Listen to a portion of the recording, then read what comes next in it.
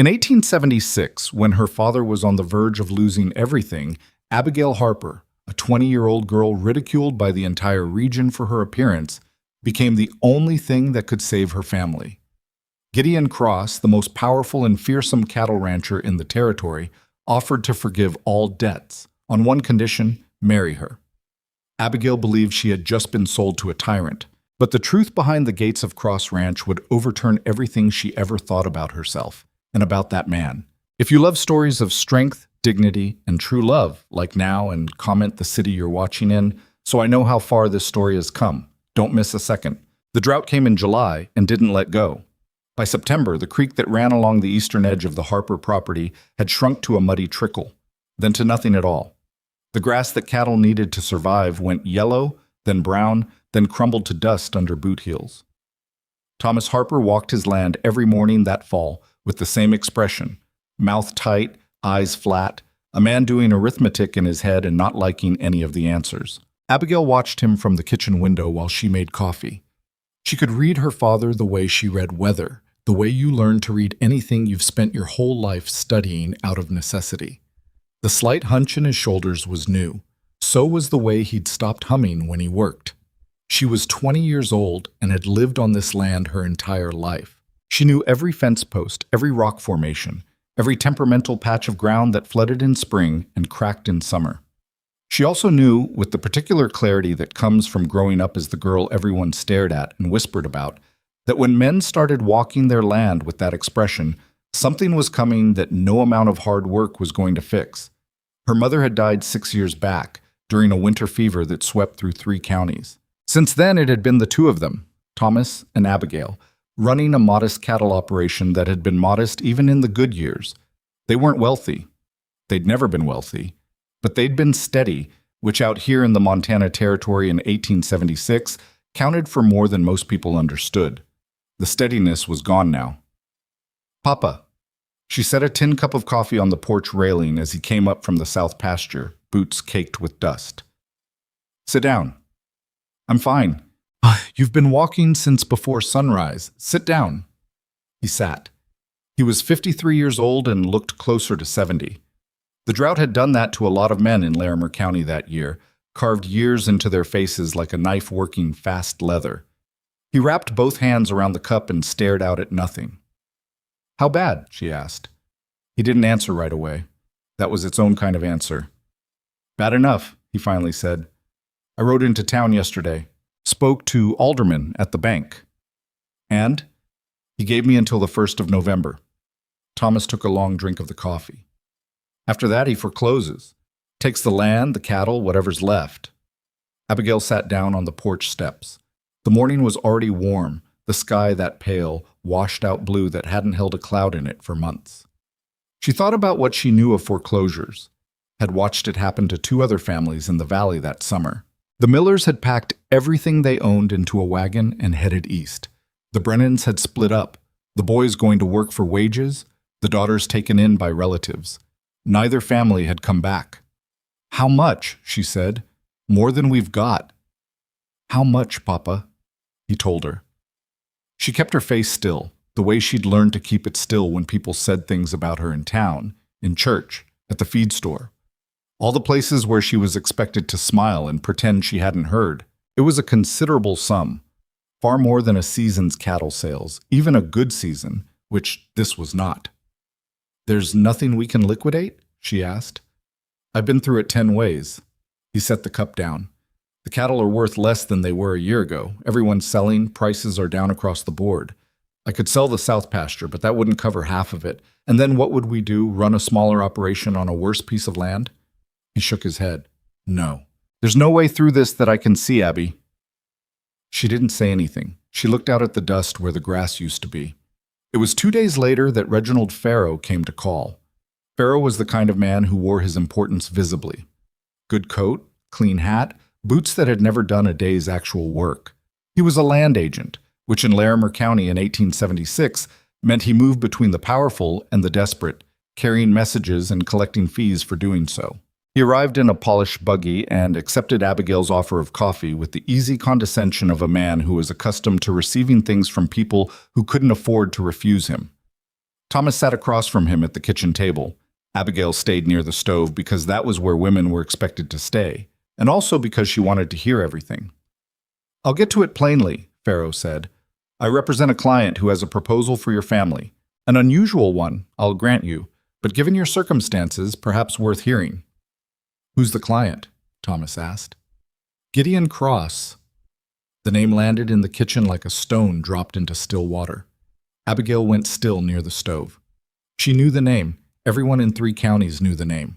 Gideon Cross owned the largest cattle operation in the territory, Cross Ranch, 60,000 acres of prime grazing land to the northwest of town, more cattle than most men could count, a workforce that numbered in the dozens. He was also, by reputation, the most feared man in Larimer County. Stories about him varied wildly depending on who was telling them, but the consistent thread running through all of them was that Gideon Cross got what Gideon Cross wanted, and the people who tried to stand in his way tended to find themselves relocated, from their land, from their livelihoods, sometimes from their health. Abigail had never met the man. She'd seen him once, from a distance, at a cattle auction in town. He was tall, broad-shouldered, somewhere in his late 30s. He hadn't spoken to anyone at the auction that she'd noticed. He just stood at the edge of the proceedings with his arms crossed and watched, and somehow his watching had been enough to make men straighten their spines and speak more carefully when they addressed him. "Cross," Thomas said. "What does Cross want with us?" Pharaoh set down his coffee cup.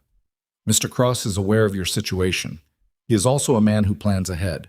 He is looking to expand his holdings in this valley, and he believes a partnership of sorts might benefit both parties." He paused, as if timing something. "He is prepared to clear your debt entirely. The full amount you owe aldermen at the bank, paid on your behalf. No conditions regarding the land." Thomas's eyes narrowed. "Men like Cross don't give things away." "Of course not." Pharaoh turned his hat in his hands, just slightly. "In exchange for clearing the debt, mister, Cross is requesting the hand of your daughter in marriage." The silence that followed was the loudest thing Abigail had ever heard. She watched her father's face go through several things at once. Shock, then a kind of reflexive anger, then something more complicated that she didn't want to look at directly because it looked too much like calculation. "Abigail is not a piece of livestock," Thomas said, but his voice wasn't as hard as it should have been. "No one is suggesting she is." Pharaoh's tone was smooth, practiced. "Mr. Cross is a widower. He has no heirs. He wants a wife, and he is prepared to be generous in the arrangement. Miss Harper would want for nothing. The Harper land would remain in the family's possession, with no additional claim from Mr. Cross. Your debt cleared, your property secure, your daughter well provided for." He spread his hands. "He is not asking for anything improper. He is asking for a marriage." Abigail set down the pot she'd been holding. "Why me?" Both men turned. Pharaoh looked mildly surprised, as if he hadn't expected her to have a voice in this. "Why me?" she said again. "Gideon Cross could have his pick of any woman in the territory. Educated women, wealthy women, women whose families have standing. Why would a man like that send someone to ask for me?" Pharaoh studied her for a moment. "That I couldn't say, Miss Harper. I know only what my client has asked me to convey. Can I speak with him directly?" "Abigail," her father started. "If I'm the one being asked," she said, and her voice was steadier than she felt, "then I should be the one who asks questions." Pharaoh considered this. "I will relay the request." She met Gideon Cross 3 days later at the feed store in town, which was a strange place for this kind of conversation, but turned out to be his choice. He was already there when she arrived, standing near the back wall, looking at nothing in particular. Up close he was even larger than she'd registered from a distance. Not just tall but solid, the kind of build that came from actual physical work rather than posturing. His face was weathered, angular, not unkind but not easy either. He had dark eyes that she noticed immediately because they were looking at her directly, without the quick flick downward in a way that she was accustomed to from men who met her and then didn't know what to do with what they saw. She was not a small woman. She had never been a small woman. From the time she was 12 years old, she had been the subject of commentary. From children at school, from women at church socials, from men who thought public cruelty was a form of humor. She had learned to carry herself through rooms in a way that took up as little space as possible, to speak quietly, to make herself easy to overlook. She had also learned, in the private landscape of her own thoughts, to be furious about it. Not in a way that showed, just in a way that was there, steady and banked, like coals that never quite went cold. She walked up to Gideon Cross and stood where he could see her clearly, because if he was going to change his mind about this arrangement, she would rather he did it now than later. "Mr. Cross." "Miss Harper." His voice was lower than she'd expected. "Thank you for coming." "I want to understand what you're proposing," she said. "Not from Pharaoh. From you." He nodded, like that was a reasonable thing to want. "I'm proposing marriage, a legal one. I'll clear your father's debt, the land stays with your family, and you'd come to Cross Ranch as my wife." "Why?" He didn't look away. "Because I need someone who can run a household, manage accounts, deal with people without flinching. Someone practical. Pharaoh looked into your family. You've been running that operation with your father for 6 years. You manage the books, you handle suppliers, you know how to work. That's not a romantic reason." "No," he agreed. "It's not. And the other part," she said, because she was not going to be coy about it and waste both their time. "My size. Most men in this county don't look at me the way they look at other women." Something shifted in his expression, but not the way she expected. It wasn't discomfort, it was closer to annoyance, not at her, but at the shape of the question. "I'm not asking you to be someone else," he said. "I'm asking you to be capable, which from everything I can tell, you already are." She looked at him for a long moment. She was trying to find the trick in it, the catch, the thing that would make sense of why a man with his resources would want a woman that the rest of the county had spent the better part of 2 decades dismissing. She didn't find it, which unsettled her more than finding it would have. "If I agree," she said, "I want it in writing. The debt cleared, the land secure, my father's rights to the property not contingent on your goodwill." He almost, not quite, smiled. "I'll have my attorney draw up the papers. I'll have my father review them before I sign anything." "Fair enough." She took a breath. "And I want to be able to leave." That made him pause. "What do you mean?"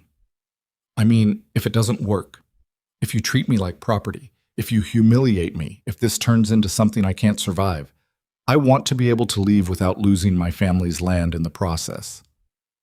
The feed store was quiet around them. Dust moved in a shaft of light from the high window. Gideon Cross looked at her for long enough that she felt the weight of it. "Those terms are acceptable," he said. She didn't feel relief. She wasn't sure what she felt. "Then we have an arrangement, Mr. Cross." She went home and sat on the porch for an hour without telling her father anything. She needed that hour. She needed to sit with the reality of what she'd just agreed to. Not because she doubted it, but because she was trying to find the shape of it, to understand what it actually was. She was not trading herself for her father's land. She was making a business decision in conditions not of her choosing, with limited options and real consequences, the same way men in this territory made business decisions every day. That was how she was going to think about it. It was the only way she knew how to survive it. She told her father that evening. He wept, which she had not expected, and did not know what to do with. She sat with him for a while, her hand on his back, and then she went to her room and packed what she was going to bring with her. She didn't bring much. A change of clothes, her mother's sewing kit, the ledger book she'd been keeping for the ranch, a copy of a farming almanac from 4 years back that still had useful information in the margins. She kept packing and then stopping, holding objects and putting them back down, trying to figure out what mattered enough to carry. At some point, she picked up the small hand mirror from her dresser. It was the only mirror she'd ever had in her room. She'd spent most of her life avoiding looking into it for too long. She looked into it now, at her wide face, her heavy jaw, the softness of her throat, the way her shoulders curved inward from years of trying to be smaller than she was. She thought about the way Gideon Cross had looked at her in that feed store, directly, without the usual flinching or the careful blankness that people used when they were trying to pretend they weren't seeing what they were seeing. She put the mirror in the bag. Then she finished packing. The morning she left, her father stood at the gate and looked like he wanted to say things he didn't have words for. She hugged him, felt his arms around her tighter than they'd been since she was small. "I'll come visit," she said. "Abby." "It's going to be all right, Papa." She didn't know if she believed it, But she said it because he needed to hear something, and she was the only one there to say it. Gideon's man, a quiet Mexican named Dario, who worked as his foreman, drove the wagon that collected her. He was polite, unhurried, and asked her once if she needed to stop on the road. She said no. They rode the 12 miles to Cross Ranch mostly in silence, which suited her fine. She had braced herself for the ranch to be a kind of fortress, imposing, cold, built to intimidate. What she found instead was simply large. The main house was 2 stories, wood-framed, with a wide porch that wrapped around 2 sides. The barns were newer than the house and better maintained. There were corrals with horses, a bunkhouse for the hands, a smaller outbuilding that turned out to be a smokehouse. Everything was functional and clearly well used. Gideon met her at the front of the house without ceremony.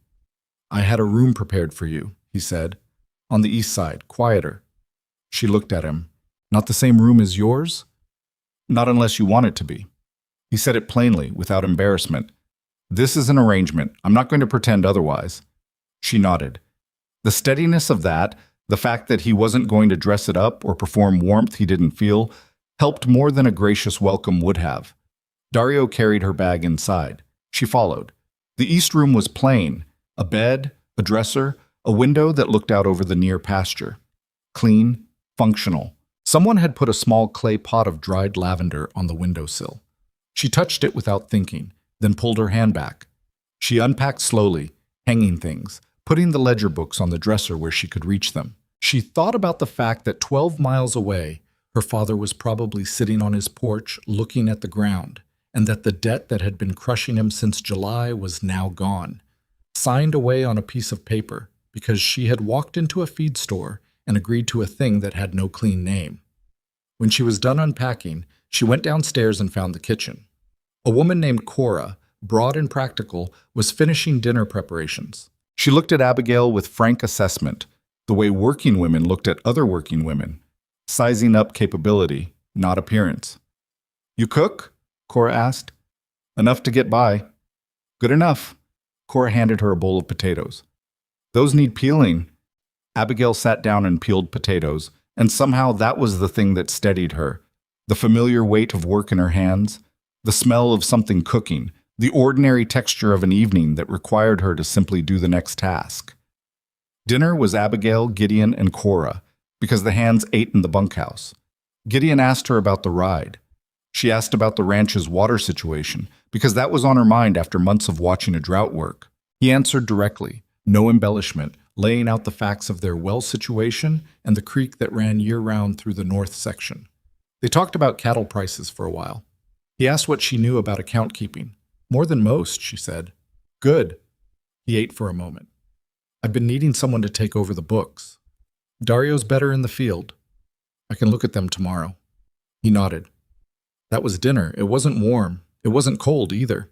It was 2 people being careful with each other, which under the circumstances seemed like the right way to start. That night, lying in the east room with the window cracked to let in the cooler air, Abigail listened to the sounds of the ranch settling. Animals shifting, wood contracting in the night quiet, wind moving across what she was already starting to calculate was a very large piece of ground. She thought about the word that kept circling in her head. Bought. The way people would say it in town when they heard, because they would hear they always did. Gideon Cross bought himself a wife. Couldn't find one any other way. Had to go shopping among the desperate ones. She turned the word over, examined it. Thomas Harper had signed those papers to save his land. That was true. But Abigail had also walked into that feed store and negotiated her own terms. She had asked for protections. She had gotten them in writing. She had made a choice, a bad set of choices, a set she would not have chosen in any other world, but a choice nonetheless. She was not property. She had agreed to an arrangement. It was a distinction that probably wouldn't matter to anyone who heard the story from the outside, but it mattered to her, in this room, on this first night. She needed it to matter to her. She closed her eyes. Outside, something, an owl, she thought, called once and went quiet. She was here. This was real.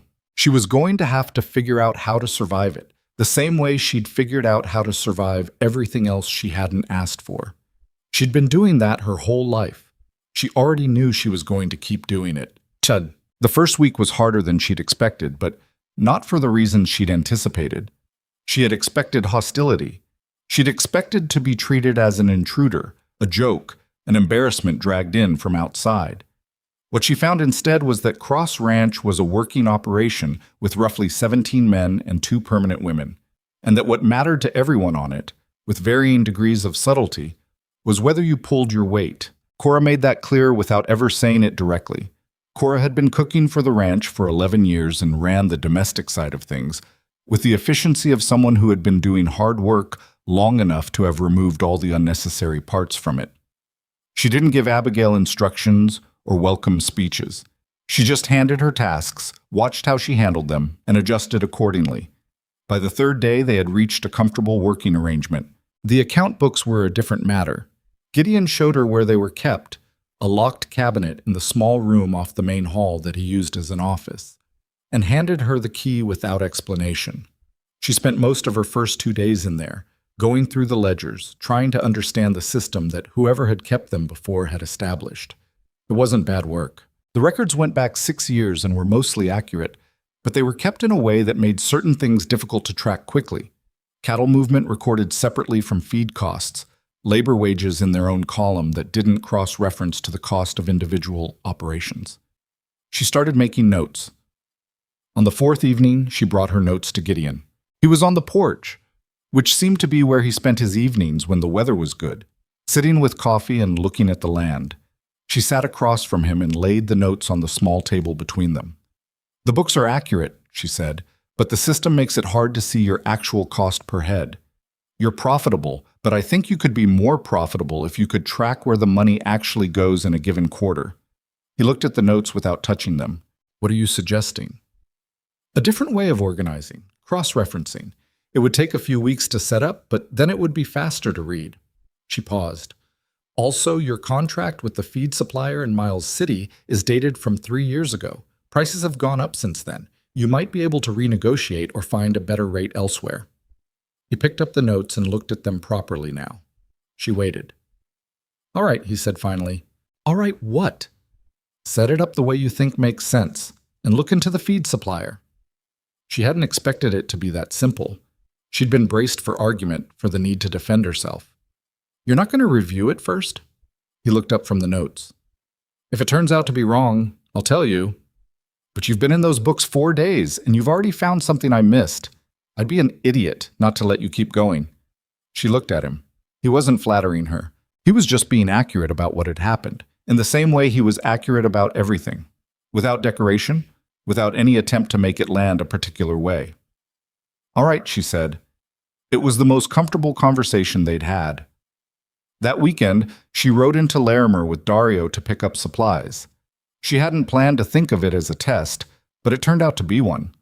People in town knew who she was by then, or knew the outline of the situation, which was enough. She saw it in the way conversation shifted when she walked into the dry goods store, the quick glances, the women who smiled too carefully. Mrs. Eldred, who ran the milliner's shop and had never been kind to Abigail in any of the years Abigail had known her, managed to work into a conversation about ribbon.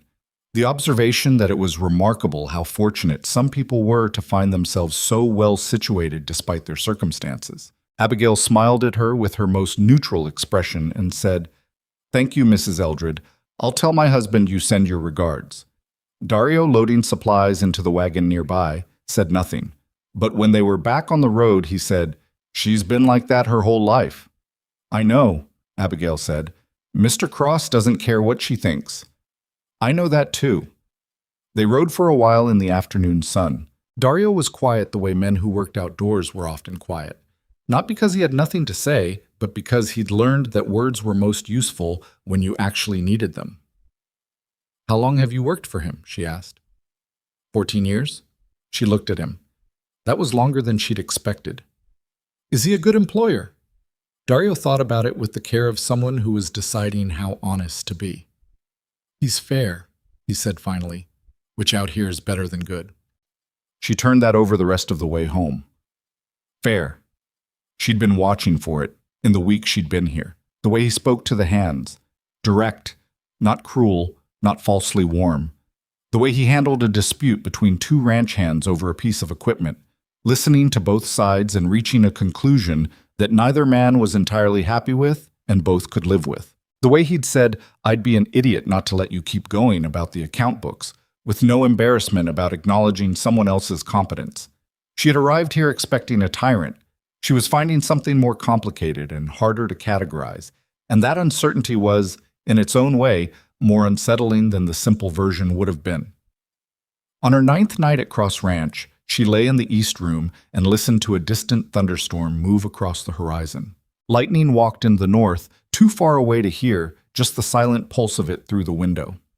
She thought about the life she had left, her father's porch, the familiar smell of their small kitchen, the creek she had walked along since childhood, the particular sound the wind made through the cottonwoods on the south pasture in August. She thought about being 20 years old and married to a stranger and accountable for a set of books she hadn't known existed a month ago. She also thought about Mrs. Eldred's careful smile, and all the other careful smiles that had accumulated over the course of her life, and the way she had learned to carry them without letting them in. She was still herself. That was the thing she kept coming back to, in the dark, with the silent lightning in the north. She had expected to lose herself somewhere in the distance between her father's gate and Gideon Cross's house. Instead, she was still here, thinking the same thoughts, asking the same questions, built from the same material she'd always been built from.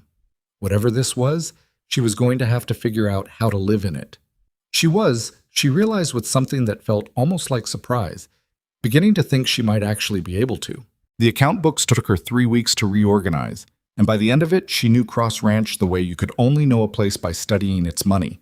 Not just the land and the cattle and the men who worked it, but the decisions behind all of it, the years of choices that had accumulated into what the place was now. What she found surprised her. Gideon Cross was not reckless.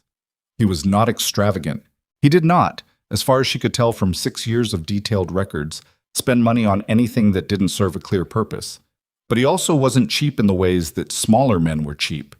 He paid his hands more than the going rate in Larimer County, a fact that revealed itself in the wage column with quiet consistency year after year. He maintained equipment rather than running it to failure. He had, 3 years back, built a second bunkhouse at considerable expense because the first one had been crowded. And crowded men were unhappy men, and unhappy men made errors. She sat with that for a while.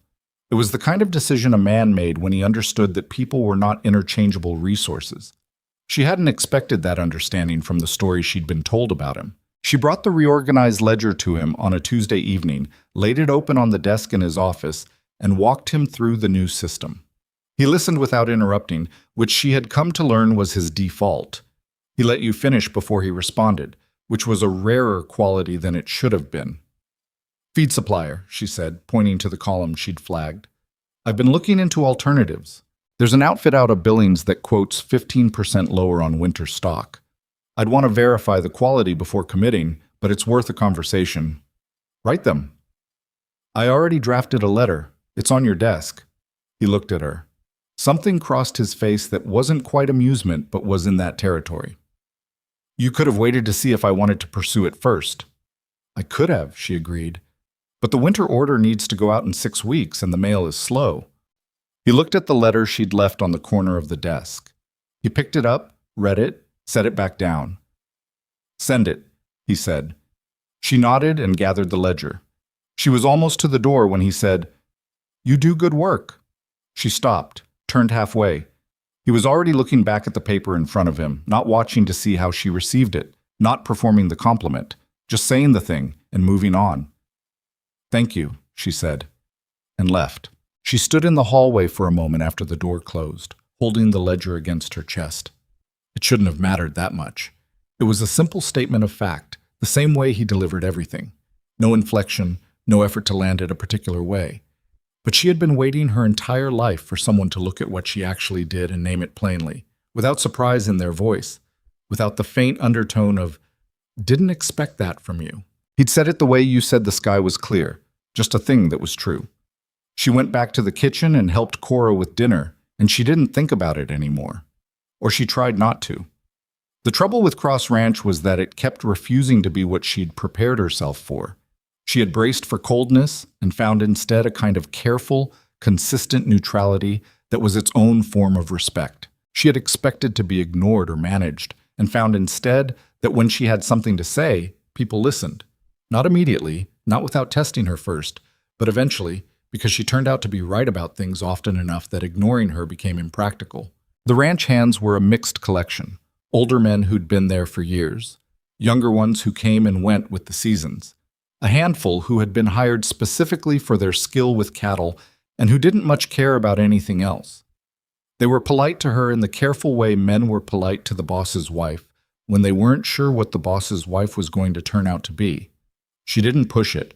She just kept showing up, kept working, kept being accurate about things. It was a man named Pete Crawley who shifted something. Crawley was one of the longer tenured hands, in his 40s, a former army man who now ran the East Pasture operation. He was not unfriendly, but he was the kind of man who had a settled sense of how the world was organized and didn't see much reason to revisit it. In his world, women ran households and men ran cattle operations, and those two spheres touched but didn't overlap.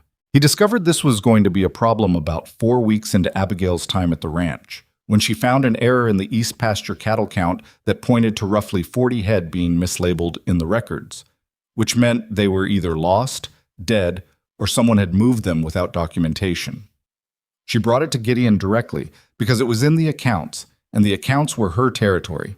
He listened, looked at the numbers, and called Crawley in. Crawley came in, looked at the discrepancy, and looked at Abigail, and something in his expression said plainly that he did not enjoy being called to account by a woman who'd been on the property less than 2 months. "That's a recording error," he said. "I know where those cattle are." "Where?" Gideon asked. "North section, by the creek. They got moved during the mending on the east fence. I was going to update the count this week." "Then update it today," Gideon said. "And in the future, any movement gets recorded within 24 hours. Mrs. Cross needs accurate numbers to do her work." Crawley's jaw tightened. He looked at Abigail one more time, not hostile exactly, but measuring. Then he nodded and left. She waited until she was sure he was gone. "That's going to make things awkward." "Probably." Gideon didn't sound particularly concerned. "Crawley's good at his job. He'll adjust. Or he'll resent me. He might do both." He looked at her steadily. "The records being accurate matters more than whether Crawley's comfortable. If that changes at some point, I'll deal with it." It was not a reassuring speech, but it was an honest one, and she'd come to value his honesty more than she'd expected to, because it meant she always knew where she actually stood. Crawley did adjust eventually, not warmly, but he started recording cattle movements within 24 hours, and that was sufficient. The rumors reached her in pieces, the way rumors always did in small territories, fragments, half overheard, carried by people who thought they were being discreet. The broad shape of them was that Gideon Cross had done something terrible in his past. The specifics varied. Depending on who was telling it, he had driven a rival rancher to ruin deliberately, and the man had died by his own hand. He had ordered violence against a homesteader family who refused to sell their land. He had connections to land speculators who operated through fraudulent means, and men had lost their properties because of him. She heard the first version from Mrs. Colton, the wife of the Larimer County Sheriff, at a dry goods store in October. Mrs. Colton hadn't been talking to her. She'd been talking to another woman, standing 3 feet away, in the particular register of someone who wanted to be overheard without taking responsibility for it. Abigail had bought her flour and left without responding. She turned it over for 3 days, the way she turned over everything she didn't have complete information about, examining it from different angles, trying to identify what she actually knew versus what she was assuming. What she knew. Gideon Cross had a reputation. That reputation was substantial and had preceded him by years. People were afraid of him in a way that didn't happen by accident. What she'd observed, a man who paid his workers fairly, a man who listened before responding, a man who had given her the keys to his account books and his trust without requiring her to earn it first, which, the more she thought about it, was a strange thing for a controlling tyrant to do. What she couldn't reconcile, the gap between those two things. She might have let it sit longer if it hadn't been for the conversation she wasn't supposed to hear. She was in the supply room off the main barn, taking inventory of winter stores, when 2 of the younger hands came in from outside without noticing her in the back. They were talking about a man named Wallace Pruitt, who'd apparently shown up in Larimer the previous week asking questions about Cross Ranch. "I heard he's from Denver," the first hand said. "He was young, 20 maybe, with a gap between his front teeth. Some land company. He's been talking to people in town asking about the ranch boundaries, the deed records." "What for?" the second one asked. "Don't know, but Dario knows. You see his face when Pruitt's name came up? He knows something." They moved on to other conversation and then out the other door, and Abigail stayed very still for a moment in the back of the supply room. She finished the inventory. She thought about it the whole time. That evening, instead of going to the office, she went to find Dario. He was at the near corral checking the fence line before dark, the way he did every evening with the methodical consistency that characterized everything he did.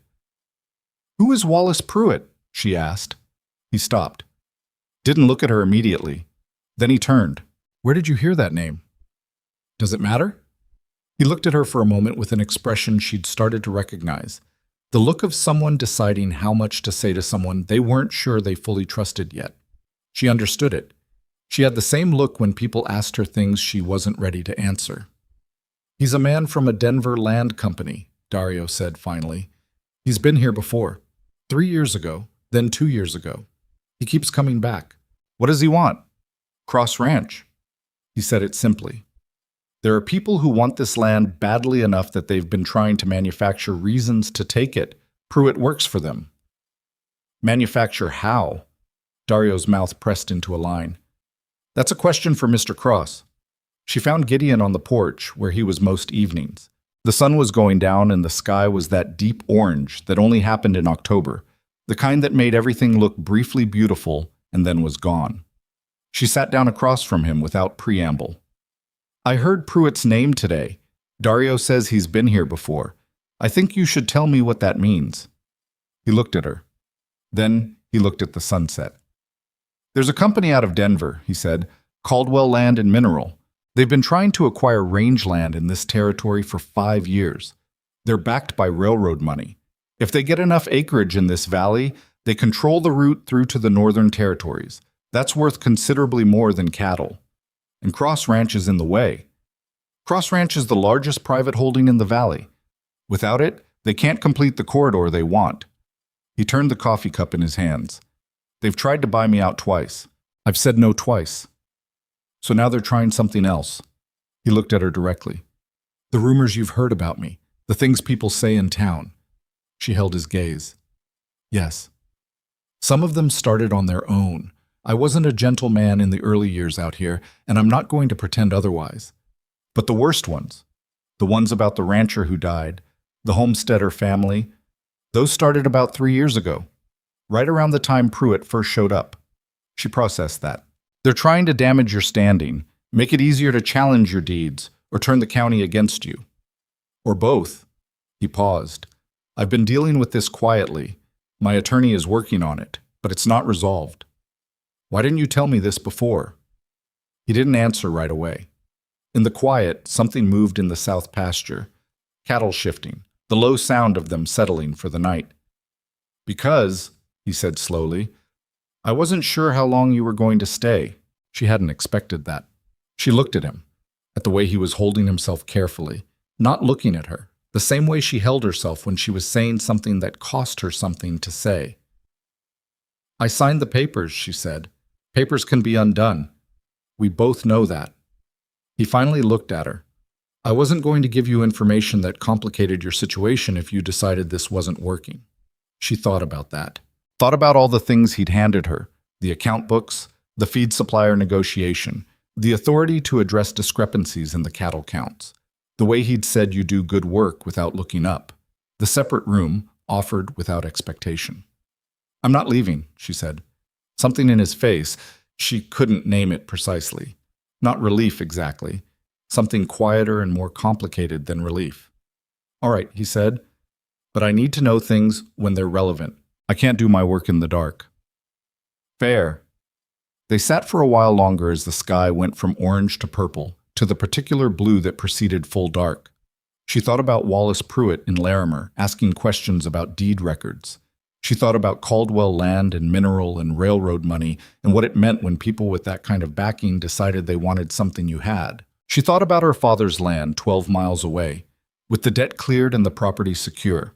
She thought about the paper she had signed and what it had bought, not just for her family, but apparently for a man who had been circling something like isolation for long enough that he'd started building walls and calling them reputation. The worst of the rumors, she said, the rancher who died, what actually happened? He was quiet for long enough that she thought he wasn't going to answer. A man named Hollister, he said finally. He came to this valley about 8 years ago, same time I did. We competed for the same grazing leases, same water rights. It got ugly. I outbid him on 2 leases he needed, and I did it deliberately because he'd tried to bribe a county official to get them first, and I had documentation of it. He lost his operation, left the territory. He looked out at the dark. I don't know what happened to him after that. Pruitt's story says he died destitute, and I'm responsible. The truth is I fought him legally over public resources and won, and then he left. What he did after is not something I was responsible for. She believed him. She was aware that she might be choosing to believe him because it was easier, because she had invested herself in this place and this arrangement, and it was inconvenient for the worst things to be true. She thought about it honestly, the way she tried to think about everything. She still believed him. The thing was, she had watched him for 6 weeks. She had been through 6 years of his financial records. She had seen how he treated his people. Liars and tyrants had patterns, and she knew those patterns, and Gideon Cross didn't fit them. He fit a different pattern, a man who had learned to be hard because the circumstances of his life had required hardness, who had built fear as a tool when fear was the only tool available, but who had not, at some fundamental level, become what the fear suggested. She wasn't naive enough to think that meant he was without fault. He was brusque. He kept people at arm's length. He had almost certainly done things in the early years out here that he wouldn't choose to do now. The frontier wasn't kind to anyone, and the people who survived it carried their survival with them in ways that didn't always look good in polite company. But he wasn't the monster the rumors described. She was increasingly certain of that. Thank you for telling me, she said. He nodded, just once. She went inside. Cora had left dinner warming on the stove, and she ate alone at the kitchen table with the lamp burning low, going over what she knew and what she didn't know, and what she was going to do with the gap between them. What she was going to do, she decided, was work the problem. Pruitt and Larimer asking about deed records meant someone was looking for a legal mechanism, which meant the records were the vulnerability. She needed to understand what documentation Gideon's attorney actually had, and whether there were gaps in it, and if there were gaps, how to close them. She wasn't an attorney, but she knew how to read documents, and she knew how to organize information, and she knew how to find things that didn't immediately show up in the obvious places, because that was what 6 years of account keeping had taught her. She blew out the lamp and went to bed, and lay in the east room thinking about deed records and railroad money, and a man named Wallace Pruitt who kept coming back. November came with cold that arrived faster than anyone had expected. The first hard frost hit the second week of the month, and the ranch shifted into its winter mode. Different rhythms, different work, the particular intensity of preparing a large operation for months of weather that didn't forgive errors. Abigail moved through it alongside Cora and the ranch, getting better at the 1,000 things she'd had to learn from scratch, making mistakes she didn't repeat, building the muscle memory that turned unfamiliar work into something she could do without thinking. She was not graceful at all of it. She burned a batch of rendered tallow she'd been planning to use for waterproofing. She misjudged the winter supply order for lamp oil and had to send Dario back to town twice. She had an argument with Crawley about pasture rotation that lasted 3 days and was resolved, irritatingly, by them both turning out to be half right. But she was building something. She could feel it the way you felt the foundation of a house. Not the walls, not the roof, just the basic fact that there was something solid underfoot. On a Thursday afternoon in the 3rd week of November, she was in the supply barn pulling winter harness when she heard raised voices from the direction of the main barn. She stopped what she was doing and listened.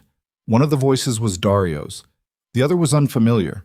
She set down the harness and walked. The man she found in the main barn doorway was in his 50s, well-dressed in a city way that looked wrong against the backdrop of a working ranch. He had the smooth, patient face of someone who made his living talking, and he was talking now. To Dario, who was standing very still with his arms crossed in the way he stood when he was controlling something. The man saw her approach and turned. His eyes moved over her with professional assessment and filed her away. "Mrs. Cross?" he said. "Yes?" "Wallace Pruitt. I was hoping to speak with your husband." She kept walking until she was standing beside Dario. "He's not here. Do you know when he'll be back?" "I couldn't say." "Is there something I can help you with, Mr. Pruitt?" He smiled. It was a warm smile that had been practiced into naturalness. "I represent a business group that's expressed interest in acquiring land in this valley. I've spoken with Mr. Cross before, of course. I just thought perhaps a different conversation with a newer perspective might—" "I'm familiar with what you represent," she said, "and I'm familiar with your previous visits." Something shifted behind his eyes. Not much, but enough that she caught it. "Then you'll know it's a serious offer. More than fair market value for the property, clean transfer, no complications." "And the rumors about my husband?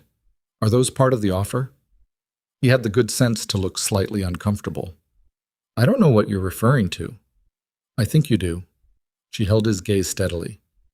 "You've been in Larimer asking about deed records. You've been talking to people in town. And strangely, the specific stories about my husband's past seem to get more vivid every time you make a visit." She paused. "I'm not a lawyer, Mr. Pruitt, but I know what evidence looks like, and I've been paying attention." He studied her for a moment. The practiced warmth was still there, but there was something more careful underneath it now. "You're very direct, Mrs. Cross. I find it saves time. I'm just a business representative. I carry offers. What people say in town is not your doing," she said. "I'm sure. You should know that my husband's records are in order, his deeds are documented, and I personally have been through every account going back 6 years. If someone is planning a legal challenge based on character or financial irregularity, they're going to find the ground less stable than they're expecting." She looked at him without expression. "Was there anything else?" He held the smile for 2 more seconds, then let it go. "Thank you for your time, Mrs. Cross." He left. She watched until the buggy was out of the gate. Dario was looking at her with an expression she couldn't quite read. "What?" she said. "Nothing," he said, but he said it the way people said nothing when they actually meant something specific that they'd decided not to put into words yet. She went back to the supply barn and finished with the harness. Her hands were steady, her chest was not, quite, but she controlled her breathing and the steadiness came back. When Gideon came in from the north section that evening, she told him about Pruitt. She told him exactly what had happened and exactly what she'd said. She did not editorialize or soften. He listened all the way through without speaking. "You told him the records are in order," he said when she finished. "They are. And that you've been through them." "I have." He was quiet for a moment. "Are they as solid as you told him they were?" She considered the question honestly. "The deed documentation is complete. The financial records are clean. The one area I'd want to look harder at is the northeast boundary.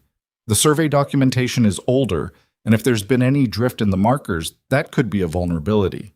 She paused. "I'd want your attorney to look at it." He nodded slowly. "I'll set up a meeting." "Good." He looked at her. "You didn't have to engage him." "I know." She met his eyes. "But he was here, and you weren't, and I was. So I did."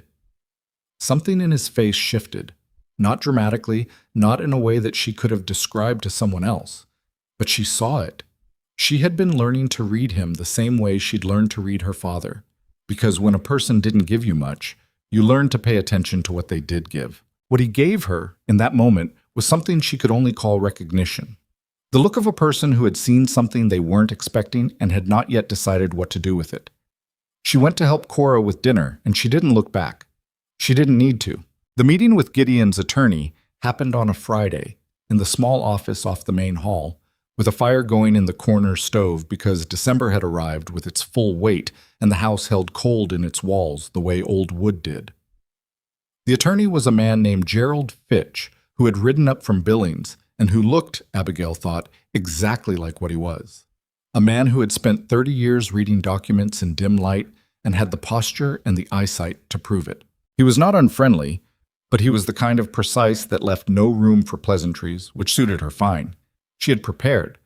She had spent the 4 days between Gideon's decision to arrange the meeting and Fitch's arrival going back through the deed documentation with the specific focus of someone looking for gaps rather than someone verifying accuracy. It was a different kind of reading. Verification looked for what was there. Gap hunting looked for what should be there and wasn't. She found two things. The first was the Northeast boundary survey she'd already flagged. The original survey documentation dated from 1869, before Gideon had acquired the property, and the markers it referenced were physical objects in a landscape that had been worked and weathered for 7 years since. Whether those markers still existed and still corresponded to what the documents described was something that would require someone to physically verify. The second was a smaller issue, but potentially more dangerous. A 60-day gap in the chain of title transfer from the original territorial land grant to the previous owner before Gideon had purchased the ranch.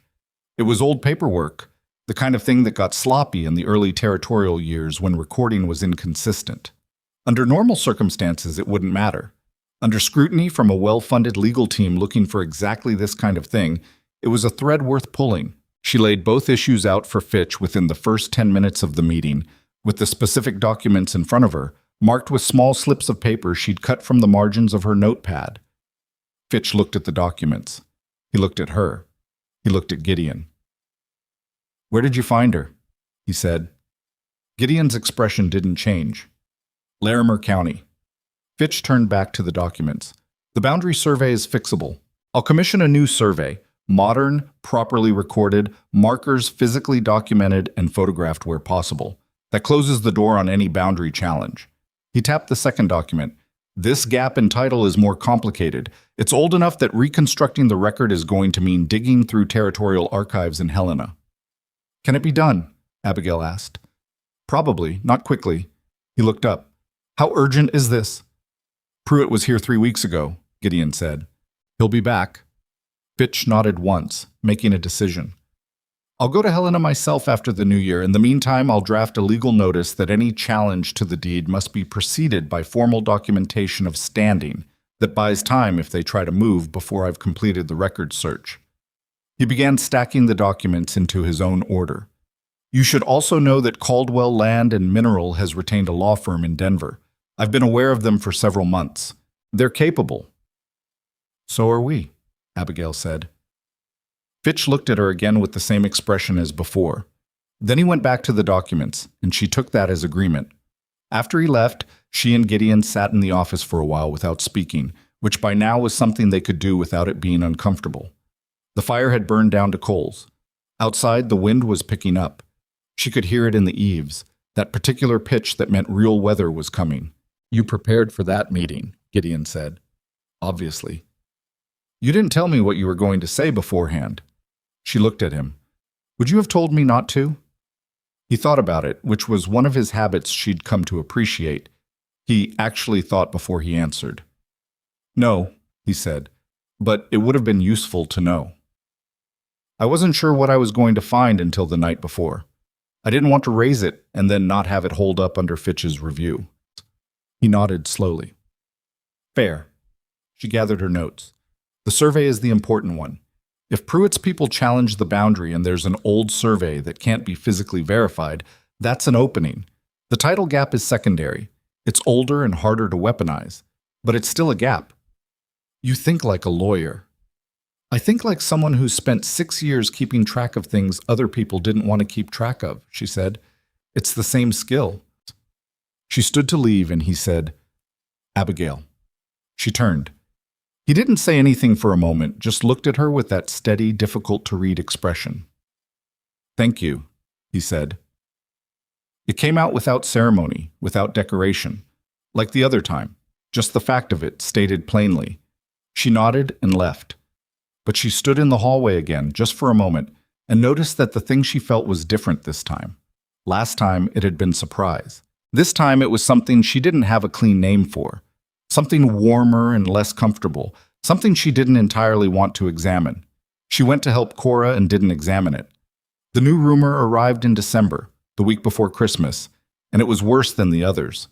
She heard it from Dario, who heard it from the hand who'd been in town for supplies. Someone, no one knew who, no one ever knew who in these situations, had told the Larimer County Gazette that Gideon Cross had been involved in the disappearance of a homesteader family named Beaumont 3 years back. The Beaumonts had been farming a small piece of land on the southern edge of Cross Ranch's boundary.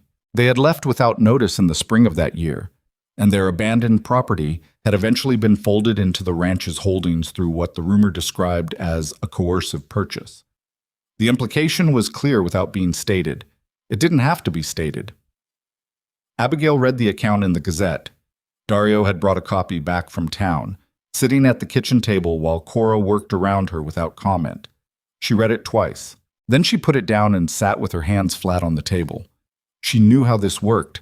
She'd spent enough time with the account books, with the deed records, with the accumulated documentation of this ranch's history to know that the truth of things lived in the specifics. Either there was a record of the Beaumont property transaction, or there wasn't. Either the terms of that transaction were documented, or they weren't. Either the Beaumonts had signed something, or they'd simply disappeared, and both of those things would leave a different kind of evidence. She went to the deed cabinet. She found the Beaumont transaction in 20 minutes. It was a standard property sale, signed by a James Beaumont and a Martha Beaumont, dated April of 1873, for a price that was above what the land would have appraised for at the time. The signatures were witnessed by two people, one of whom was a Larimer County notary public whose stamp was still clear on the page. She sat with the document in her hands. Then she went to find Gideon. He was in the near barn, working on a piece of equipment with one of the younger hands, a boy named Tommy, who couldn't have been more than 16. She waited at the door until he noticed her, then stepped back into the yard and waited for him to come out. When he did, she held out the Gazette. He took it, read the relevant section, and handed it back to his face, doing a complicated thing that she'd come to recognize as him being angry in the contained way he was angry. No outward explosion, just a tightening around the jaw and a stillness that was somehow worse than noise would have been. "I found the Beaumont deed," she said. "It's a clean sale. Above appraised value, 2 witnesses, notarized." "I know." "Then you know this is fabricated." "I know." He said it flatly. "Doesn't matter. Once it's in print, people believe it." "Some people," she said. "The ones who are already looking for a reason." He looked at her. "The people who know you," she said, "aren't going to believe this. Your hands aren't going to believe it. Dario isn't going to believe it. And anyone who actually looks at the deed record. Most people don't look at deed records. Then we make sure the people who matter do." She held his gaze. "Fitch needs to know about this today, and someone should speak to the notary. If he's still in the county, he can verify his own signature." Something moved in his expression. "You're not going to ask me if it's true." She looked at him steadily. "I already know it's not." He was quiet for long enough that the wind moved between them, cold and sharp. She could smell weather in it. Snow, somewhere not far off. "How?" he finally said. "Because I found the deed in 20 minutes. If you had something to hide, you wouldn't have given me the keys to that cabinet 2 months ago." She held his gaze. "Also because I've been watching you for 3 months, and I know what kind of man you are. Not perfect, but not that." He looked away toward the north, where the sky had gone a dark gray that meant the storm was closer than she'd thought. "I'll send a writer to Fitch today," he said. "Good. And the notary? Edgar Pratt. He retired, but he's still in Larimer. Lives on the north end of town." He paused. "I'll go myself. I'll come with you." He looked at her with something she couldn't quite name. "You don't have to." "I know." She tucked the Gazette under her arm. "But you shouldn't go into town alone with this circulating. It'll look better if we're both there." He held her gaze for 1 moment longer than he usually did. Then he nodded. They rode into Larimer the next morning, which was a Monday, through a sky that couldn't decide whether it wanted to snow. The air had that suspended quality of weather building, still and cold and heavy with something about to happen. Edgar Pratt was a small man in his 70s who lived in a tidy house on the north end of town with a wood stove that he kept extremely warm, which made the interior of his house feel tropical relative to the outside. He remembered the Beaumont transaction without much prompting. "April of 73, he said, leaning forward in his chair. "Yes, I notarized that, Both parties present, both signed in front of me. I verified their identities. Clean transaction. He frowned. Why? Is there a challenge? There may be, Gideon said. I need a sworn affidavit from you confirming what you just told me. My attorney will contact you within the week. Pratt looked at Gideon, then at Abigail, then back at Gideon. I read the Gazette, he said. Most people do. It's nonsense. He said it with the directness of an old man who'd stopped caring about being diplomatic. I was there. I witnessed those signatures. The Beaumonts were not under duress. I would have refused to notarize it if they had been, and I've refused transactions before. He pushed himself up from his chair with the particular effort of someone whose joints didn't cooperate the way they used to. I'll give you your affidavit, and I'll tell anyone who asks me directly what I just told you. They thanked him and left. On the walk back to where they'd tied the horses, they passed through the main part of town, and Abigail felt the eyes on them. Not hostile exactly, but watchful in the way that small towns watched people who had become the subject of talk. She kept her head up and her pace even. Outside the dry goods store, they crossed paths with Reverend Alderman's wife, who was the bank president's wife and a woman of considerable social standing in Larimer. She looked at Gideon with the careful expression of someone deciding which side of a thing they were going to land on. Abigail spoke first. Mrs. Alderman, cold morning. The woman's eyes moved to her. Whatever calculation she'd been running shifted. Mrs. Cross, yes, it certainly is. She paused, then said, with deliberate clarity, I hope the business with the Gazette gets sorted. I've known Edgar Pratt for 30 years. That man doesn't make mistakes with his notary stamp. It wasn't a declaration. It was a small, careful thing. But in a small town, small, careful things mattered. Thank you, Abigail said. They rode back to the ranch in the early afternoon, and the snow started falling about 2 miles from home. Not hard, just the first tentative flakes that were the front edge of what was obviously coming. By the time they had the horses unsaddled and in the barn, the sky had committed. It snowed through the afternoon and into the evening, the kind of slow, steady accumulation that didn't dramatize itself but just kept coming. By dark, the ranch was buried to the fence rails, and the sound of the world had gone to that particular quiet that heavy snow made, muffled, close, as if everything beyond the immediate circle of lamplight had simply stopped existing. The hands were all in the bunkhouse. Cora had gone to the small room she kept off the kitchen. It was just Abigail and Gideon in the main house, which was not unusual but felt different tonight.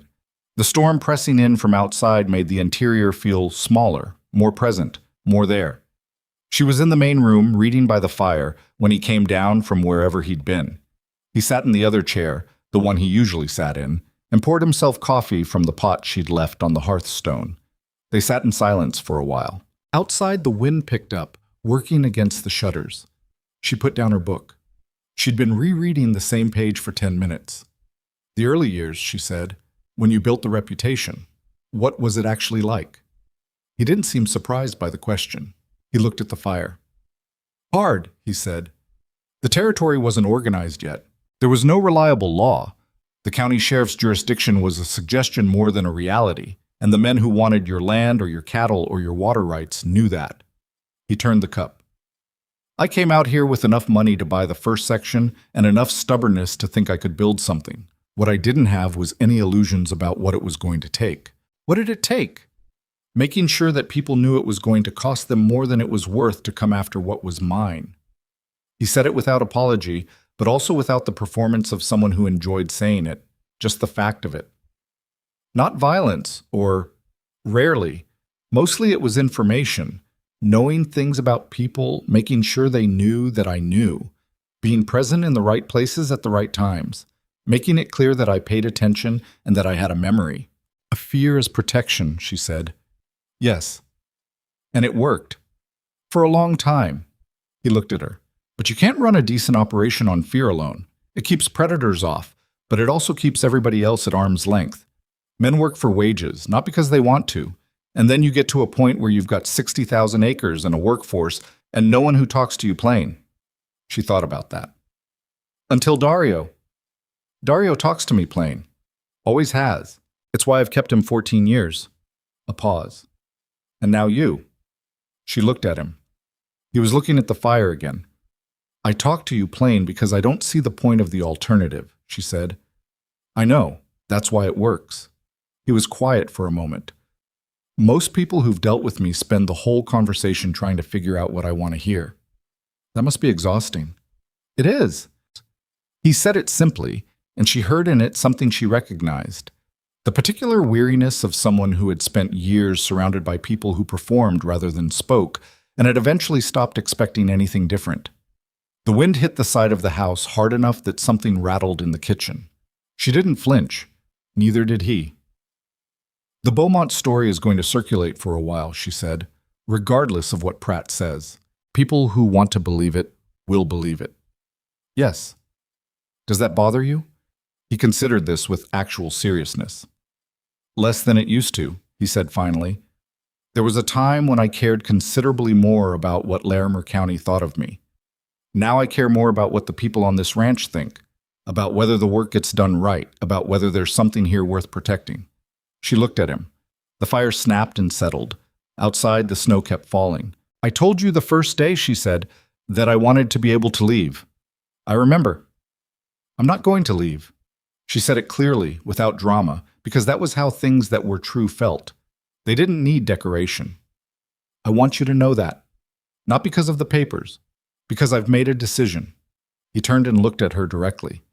In the firelight, the hard angles of his face were different. Not softer exactly, but less defended.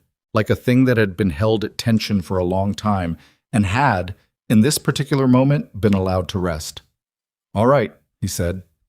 It was the same thing he'd said when she'd told him this before, but it landed differently now.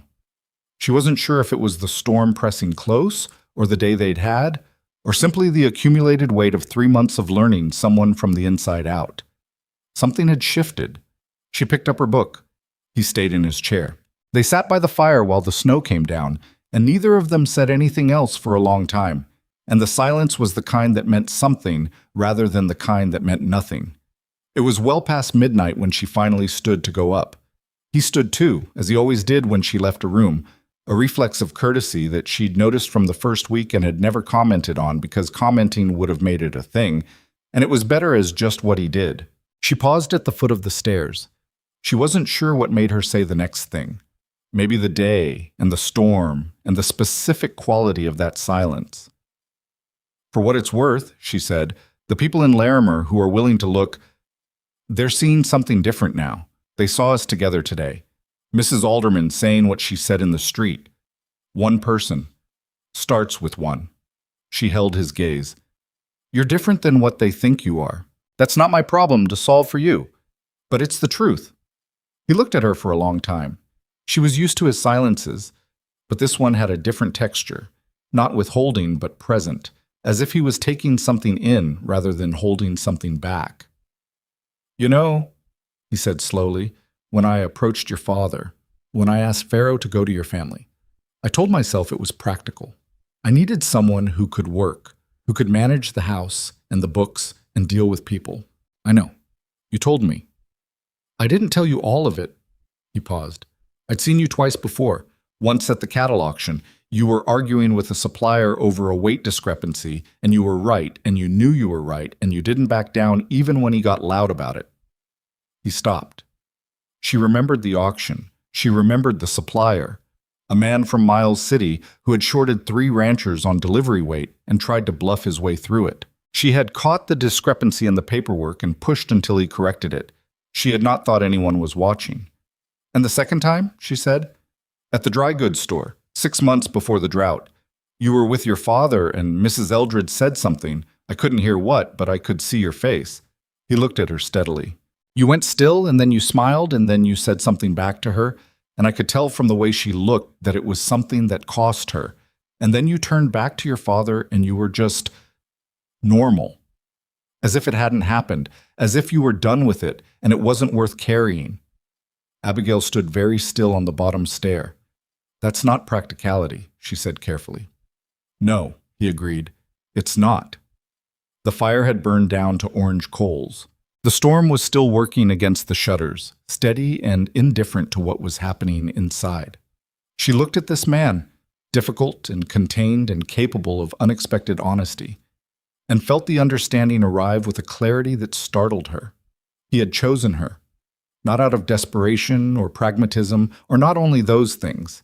He had seen her in the specific way she had spent her whole life being unseen, and he had chosen her because of it. She didn't know what to do with that. She wasn't sure she was ready for what it meant, but she also knew, with the same certainty she'd brought to everything else she'd decided in the past 3 months, that she was not going to pretend she didn't feel it. "Good night, Gideon," she said. "Good night." She went upstairs. She lay in the east room and listened to the snow and felt something moving in her chest that was too large and too complicated to name all at once. It would take time to understand. That was fine. She had learned in the months she'd spent on this ranch that the things worth understanding usually did. What she knew, in the plain and practical way she knew things that were true, was that somewhere between the feed store in Larimer and this moment on the stairs, the arrangement had become something else entirely. She hadn't planned it. She wasn't sure he had either. But it was there, solid as the ground under the snow, and she had stopped being afraid of solid things. The snow melted in patches through January, freezing again each night, so that the ranch existed in a state of constant negotiation with the ground.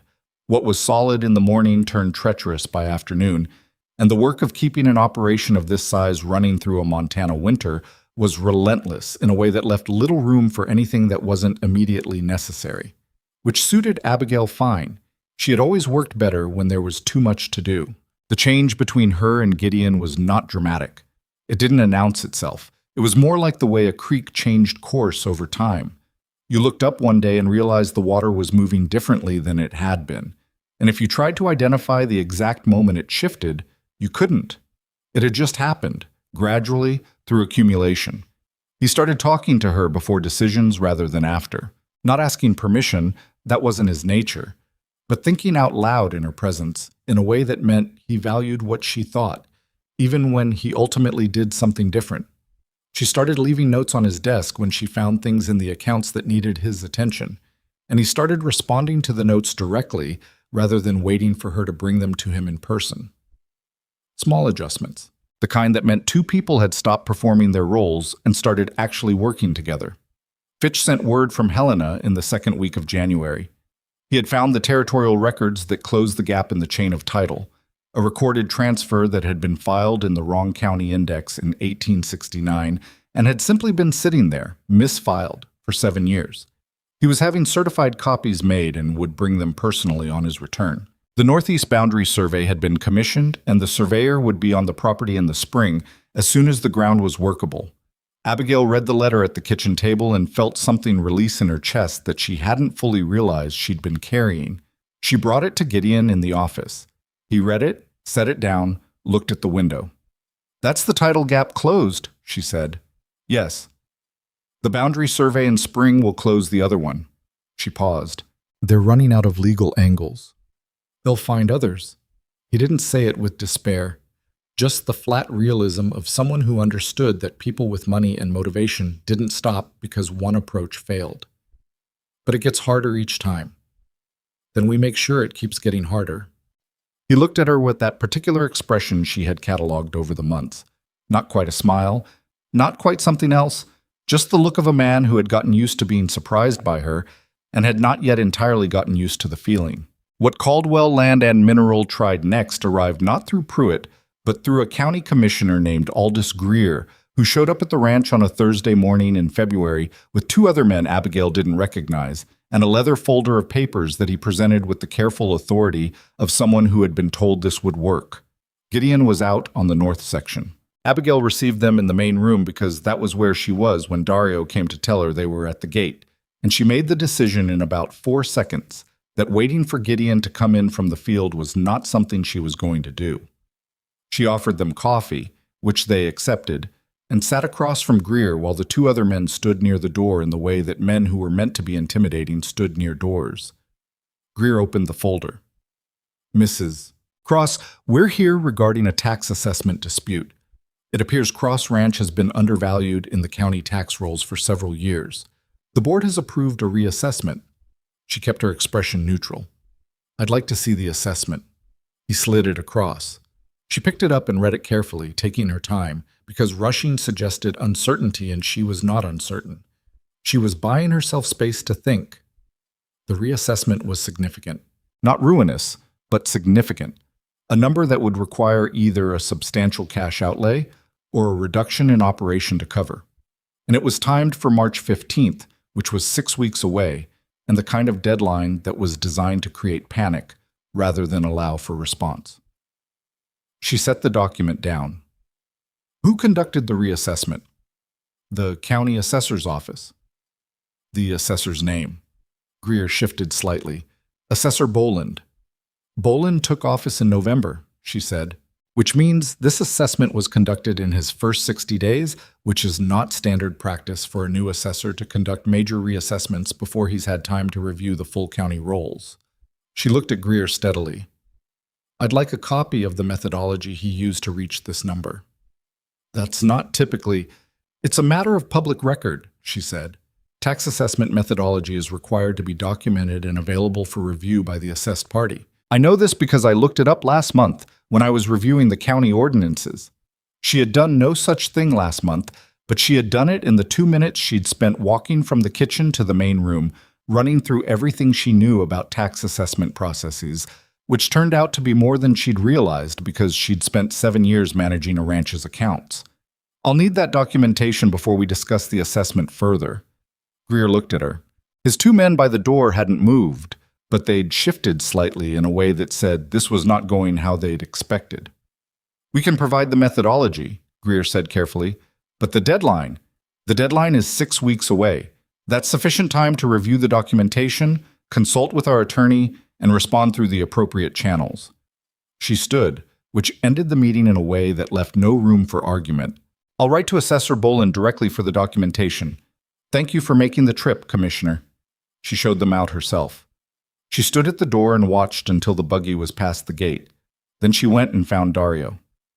Send a rider for Mr. Cross. Tell him he needs to come in. Dario looked at her with that expression again, the one she'd first seen when she'd sent Pruitt off the property in November. He went without asking questions. Gideon came in 40 minutes later, still cold from the field, and she told him everything that had happened with the precise accuracy she brought to everything she recounted. He listened without moving. When she finished, he said, "You told them you'd write to Boland for the methodology." "Yes. Do you actually know that it's public record?" "I know enough about how public assessments work to know that there's no reasonable universe in which a government body can levy a tax and then refuse to explain how they calculated it. The specific ordinance I'd have to look up. But the principle is sound, and Greer didn't push back on it, which means either it's true or he didn't know enough to dispute it." Gideon looked at her for a moment. Then he went to the desk and wrote a letter to Fitch, and another one to Boland, and a third one to the County Board of Supervisors formally requesting documentation of the methodology and notice that the assessment was under review. He signed them, and she addressed the envelopes, and Dario took them to town before the afternoon post. That was how they worked now. Fitch's response to the tax situation arrived 8 days later, and it was satisfying in the precise legal way that satisfying things rarely were. He had reviewed the county ordinances and confirmed that the assessment methodology was indeed public record, that the 60-day timeline for a new assessor to conduct a major reassessment was legally questionable, and that Cross Ranch's existing tax records showed consistent and accurate valuation over 6 years that would make it very difficult to justify a sudden adjustment of this magnitude without documented justification. He recommended a formal appeal and offered to handle it personally. The appeal was filed in the 3rd week of February. Caldwell Land and Minerals' fingerprints were nowhere on the tax assessment. They never were. That was the point.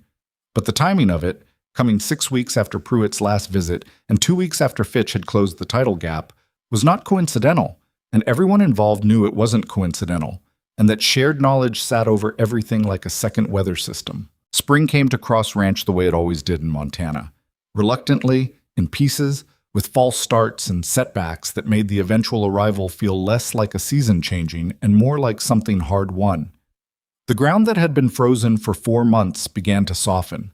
The creek in the north section ran fast with snowmelt, louder than it had been since October. The surveyors came in April, 2 men from Billings, with equipment and careful eyes, and a thoroughness that Abigail appreciated. She rode out with them on the first day, not because she needed to oversee them, but because she wanted to understand the northeast boundary the way she understood the account books, from the inside with her own eyes on it. Gideon came too, because it was his land and he knew every section of it, and he answered the surveyor's questions with the particular precision of a man who had walked this ground for 7 years in all conditions. It took 4 days. The survey confirmed that the boundary markers corresponded to the original description with minor natural drift accounted for. Nothing that represented a legal vulnerability. The surveyors filed their report with the county and sent copies to Fitch. That evening, she and Gideon sat on the porch in the April cold. That was cold but not winter cold, with coffee, and she told him what she'd seen on the northeast boundary that she hadn't expected. "The creek has moved," she said. "Not the main channel, but one of the tributaries that feeds it. About 30 yards east of where it was in the original survey description." He looked at her. "That's inside our boundary." "Yes, but if the creek was ever used as a reference point in any informal arrangement, anything verbal, anything not documented, that movement creates ambiguity." She paused. "I want to walk the boundary myself, all of it, before fall." He was quiet for a moment. "That's 60 miles of fence line." "I know, not all at once, sections over the summer." She looked at him. "I want to know this land the way you know it.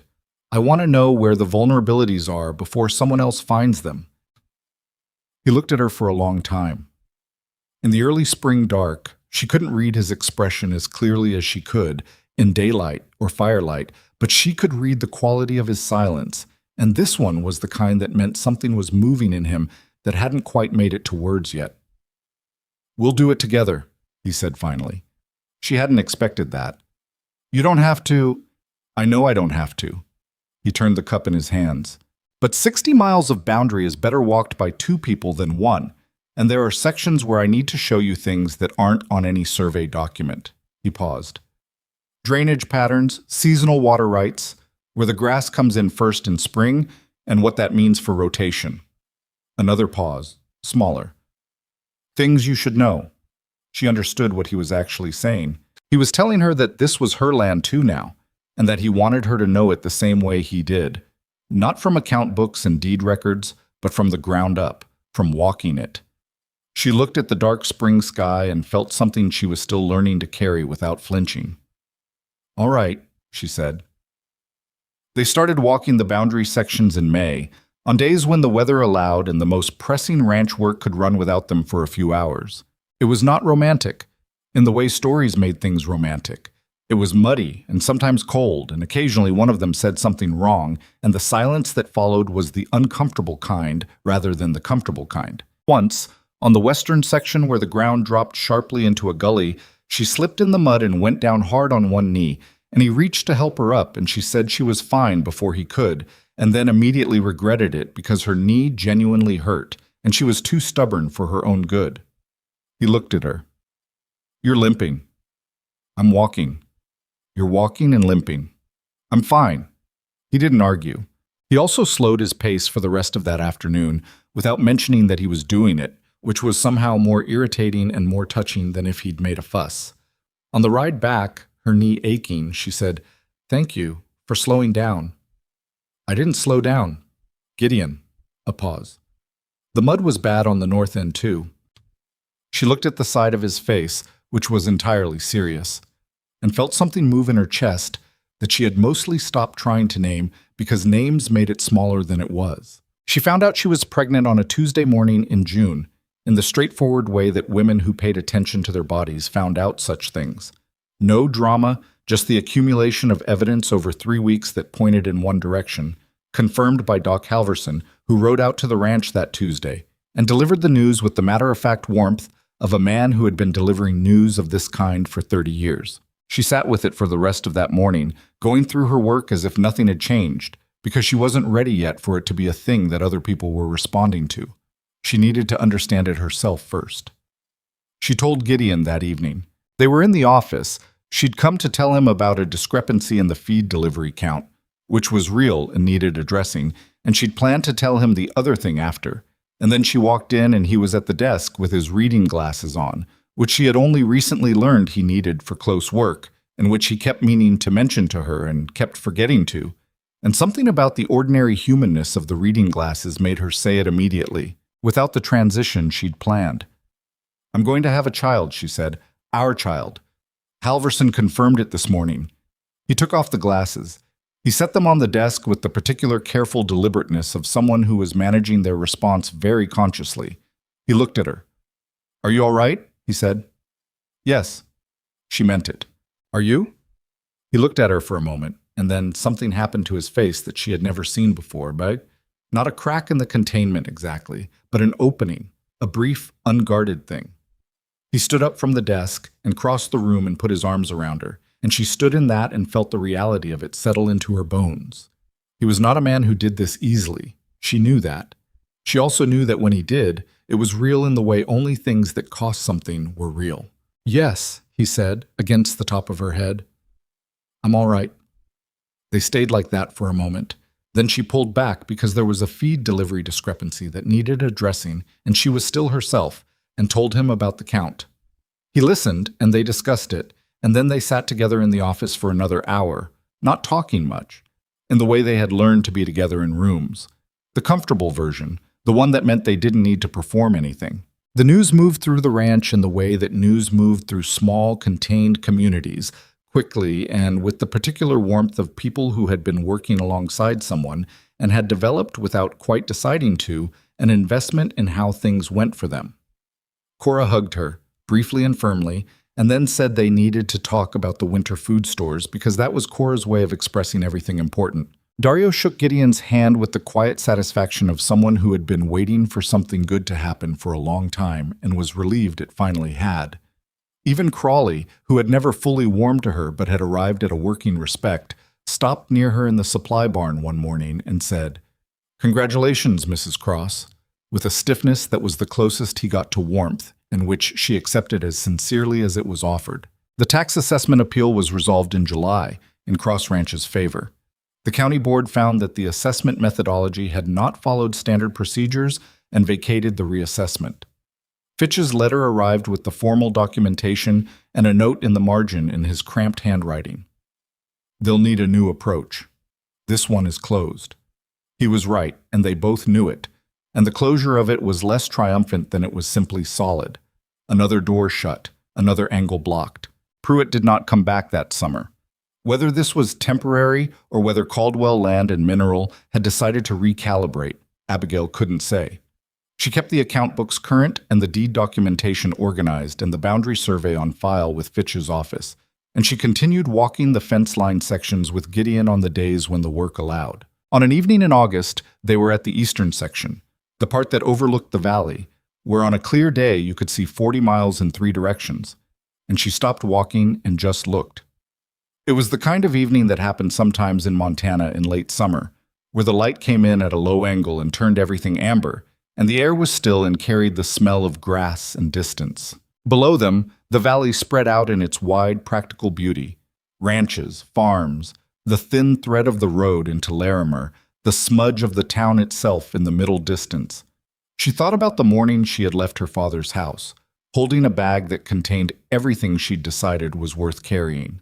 She thought about arriving at this ranch in the back of Dario's wagon, braced for something terrible, and instead finding something she didn't have a category for. "What are you thinking?" Gideon said. He was standing a few feet away, looking in the same direction.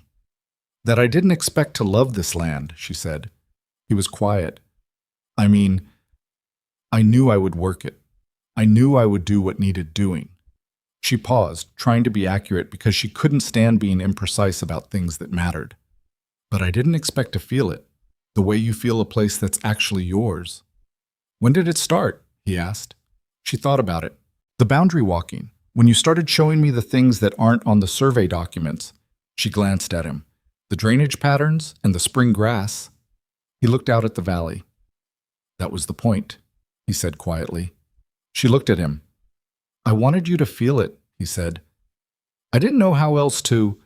I'm not good at certain kinds of saying things, but I know land. I know how it works.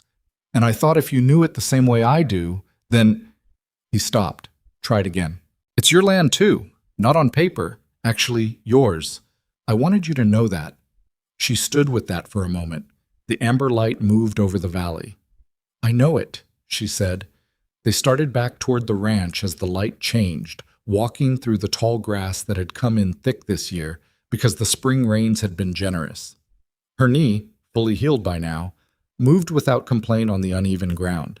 They were working now on something that neither of them had planned, and that both of them had arrived at through the same combination of stubbornness and proximity and paying attention that had characterized everything else they'd built together. It was not a simple thing. He was still difficult in the ways he had always been difficult. Contained, inclined to silence when he should speak, slow to let things go when he felt he was right, which was often. She was still herself, too blunt sometimes, too likely to push when she should let things sit, carrying years of defensiveness in her bones that occasionally showed up in conversations where it didn't belong. They were not a perfect pair. They were a real one, which was better. What she had not expected when she'd sat in that east room on her first night at Cross Ranch and told herself that this was an arrangement and she was going to survive it, was that surviving it was going to turn into something else entirely. That the business decision she'd made in a feed store was going to become the place she chose to stand. But that was the thing about arriving somewhere with nothing to lose. Sometimes the ground turned out to be solid. It was September when Gideon told her what he'd decided.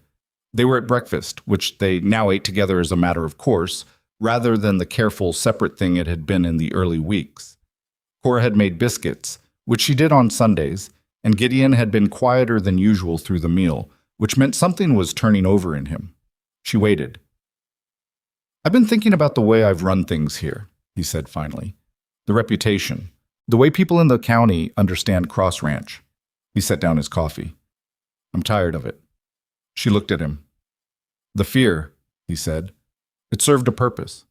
I'm not pretending it didn't. But Pruitt's company has been using it against us.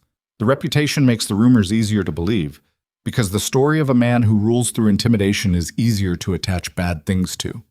He paused. "And there's going to be a child who grows up with this name. Who's going to hear things about what that name means?" She set down her own cup. "What are you thinking?" "I'm thinking the way we fought the tax assessment, through records, through documentation, through Fitch and the county board. That's the way I want to operate, openly, on the record, where everyone can see the actual work." He looked at her. "The water rights meeting next month? The Cattlemen's Association. I've been avoiding that for 3 years because I didn't want the entanglement. I want to stop avoiding it." She thought about this. The Cattlemen's Association has been letting the smaller ranchers get undercut on water rights in the northern sections. If Cross Ranch is at the table, with our size and our records and our legal standing, we change what the table looks like, he said. "Yes. That's a significant shift in how you've operated." "I know. People will be suspicious of it. They'll think there's something in it for you." "There's something in it for me," he said.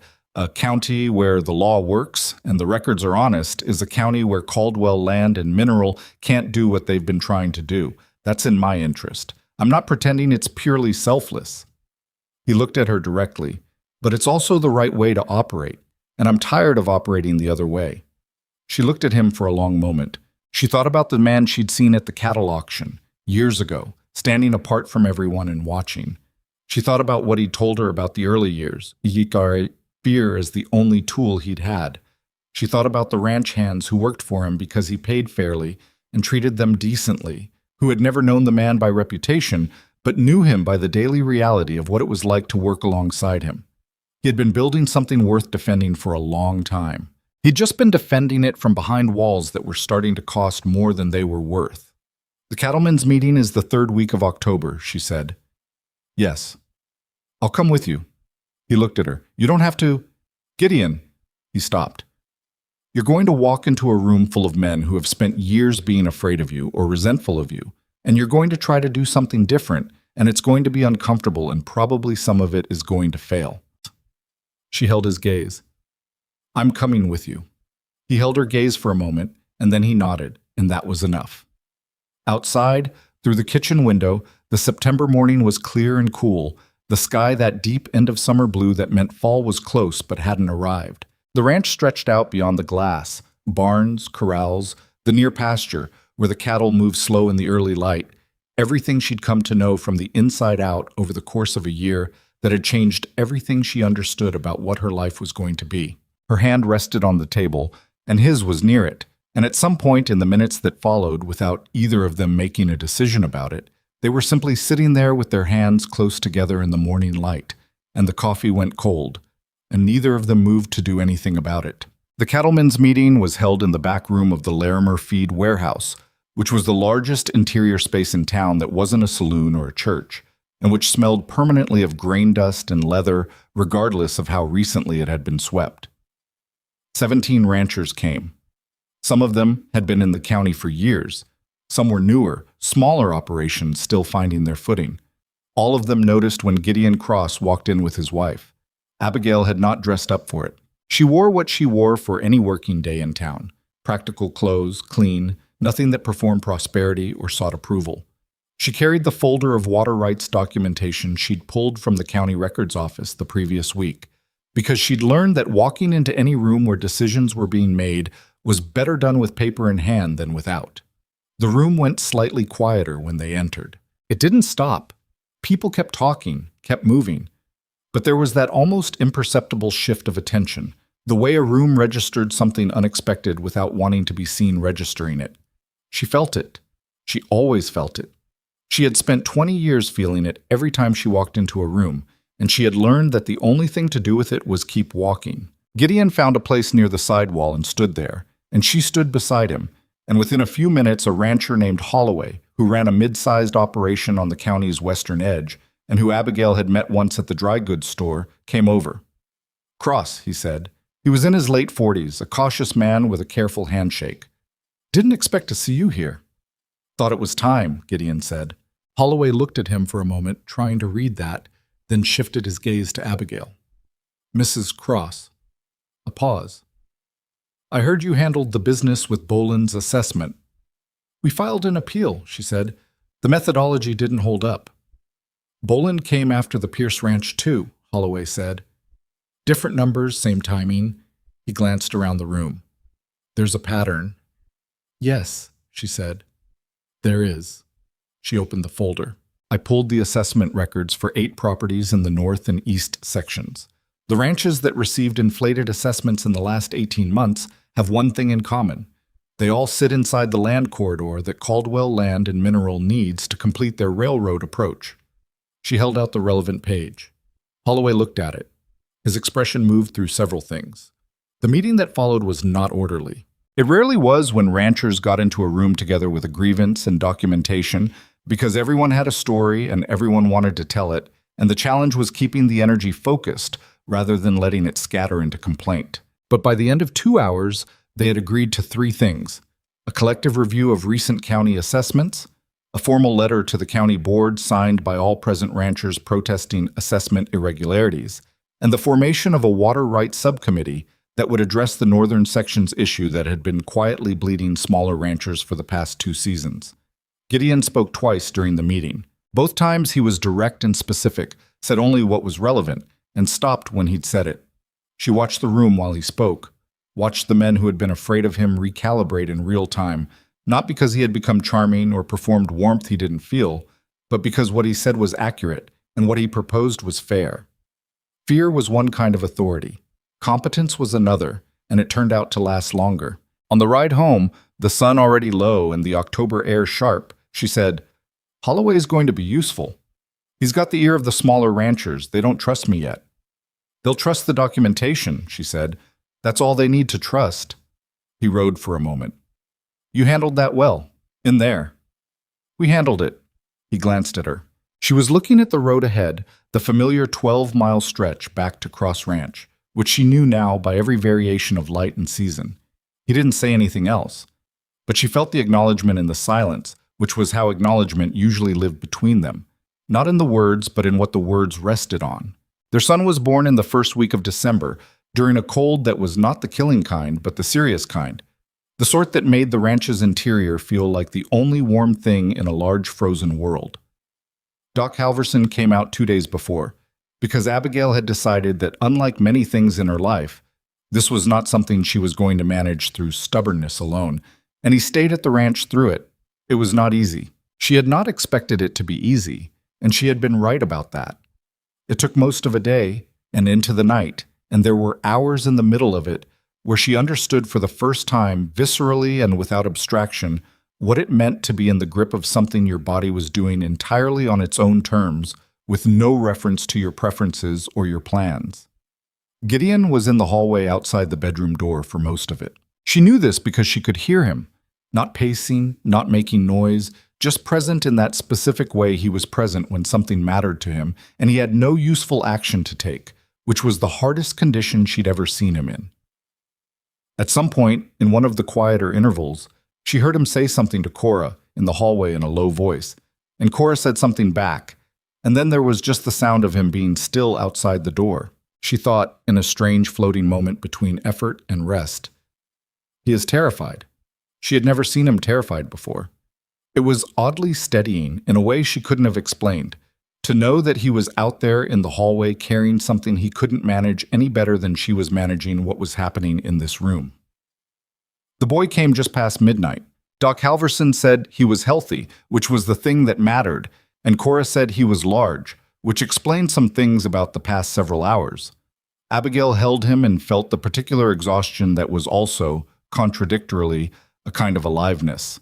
The way your body felt when it had done something enormous and was still processing the fact that it had done it. Gideon came in after Halverson indicated he could. He stood at the bedside and looked at his son with an expression she had never seen on his face and didn't have a word for, something that had bypassed all the careful containment and arrived somewhere undefended. He sat on the edge of the bed. He was not a man who cried, and he didn't cry now, but there was something in his face that was close to the territory where that lived. "He's all right?" he said. "He's all right." She was so tired. "He's very loud." Gideon reached out and touched the boy's hand. The whole hand, fingers spread, almost as large as the baby's entire arm, with a carefulness that was unlike anything she'd seen from him before. The baby's fingers curled reflexively around one of his, and Gideon went very still.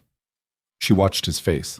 In 15 months of marriage, through account books and deed records and tax appeals and boundary walks, and every difficult conversation and the ones that hadn't been difficult at all, she had learned to read him in the way you learn to read country. You had walked until it was yours. She knew this expression. She didn't have a name for it, but she knew it was real and that it was hers to see, and that was enough. "What do you want to name him?" she said. He thought about it. "You choose." "I have a name, but I want to know if you have one first." He looked at the boy. "Thomas," he said. "After your father, if you want."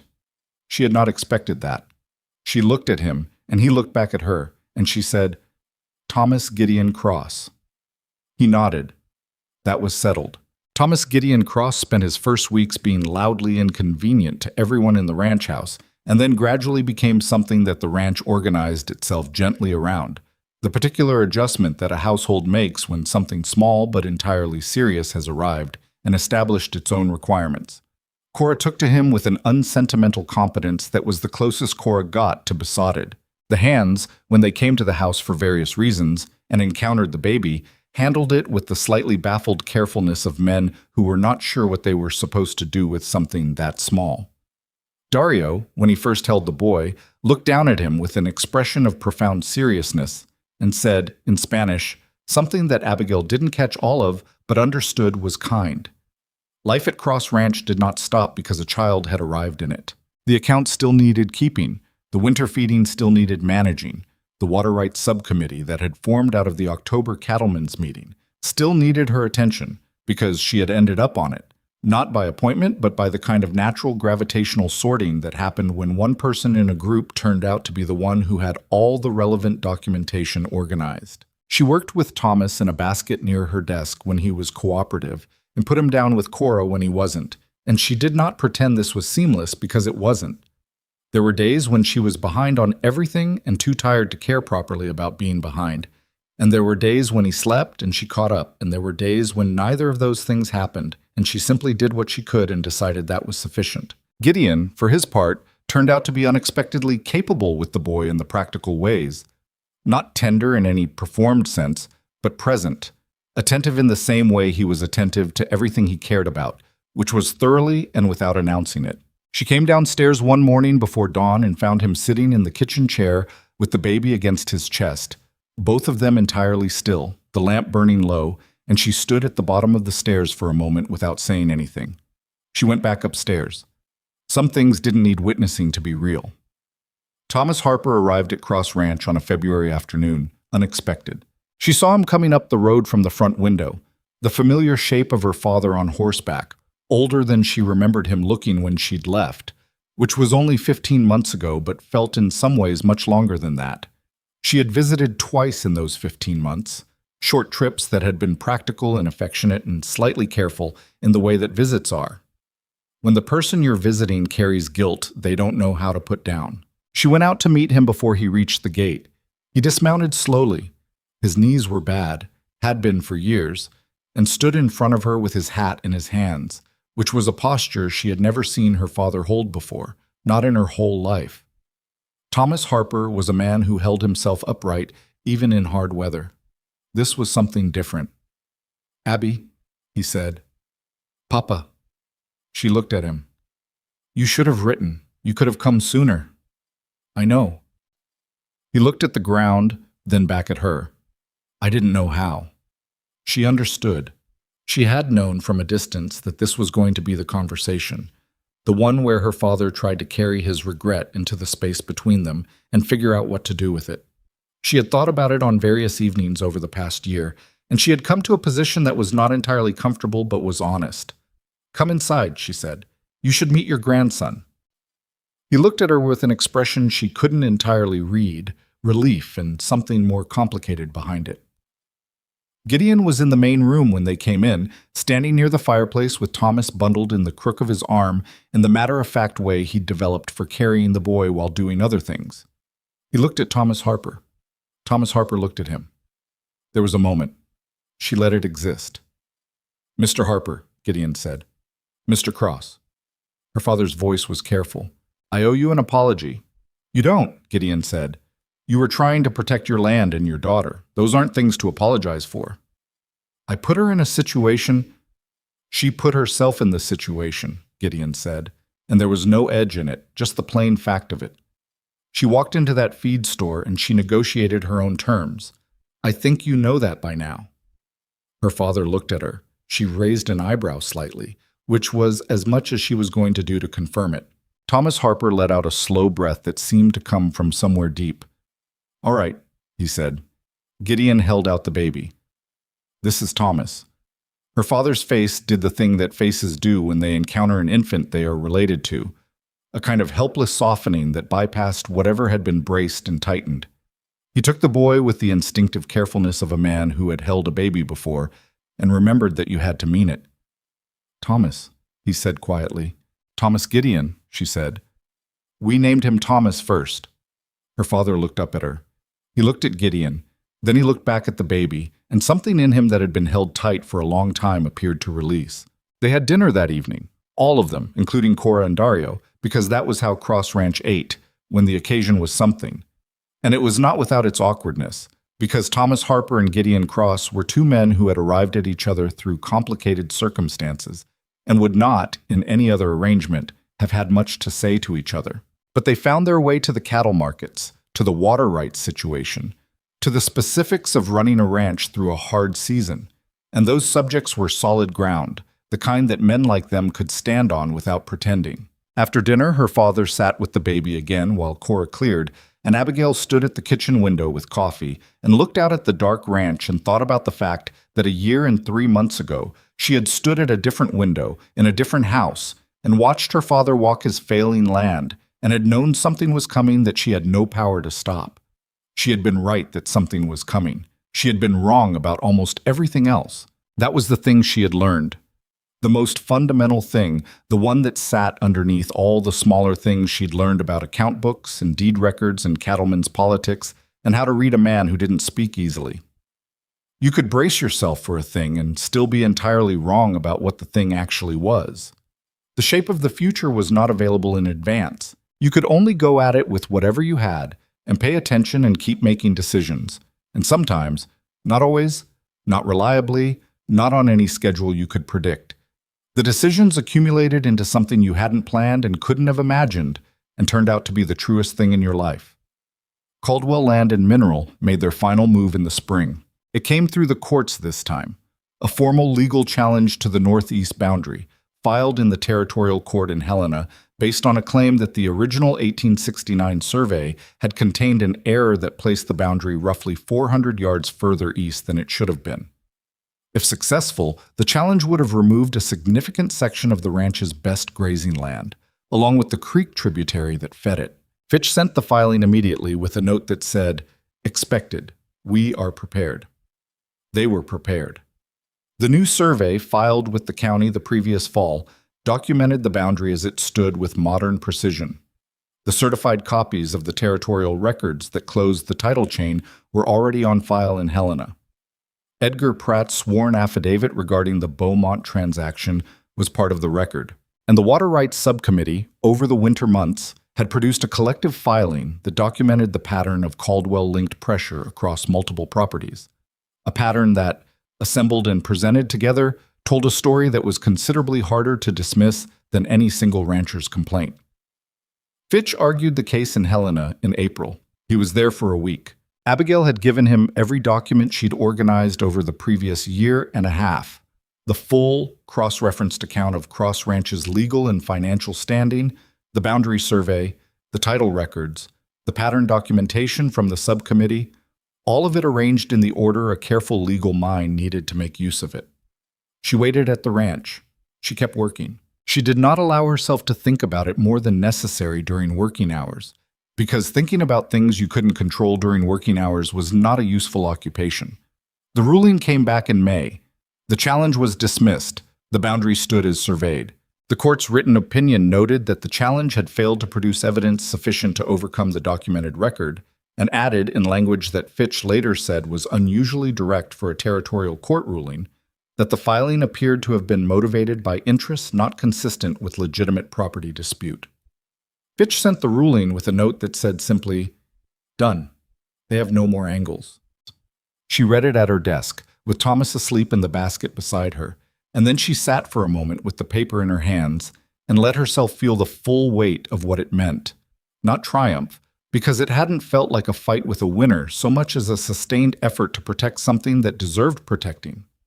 It felt like the moment a long winter broke and you could finally see the ground. She went to find Gideon.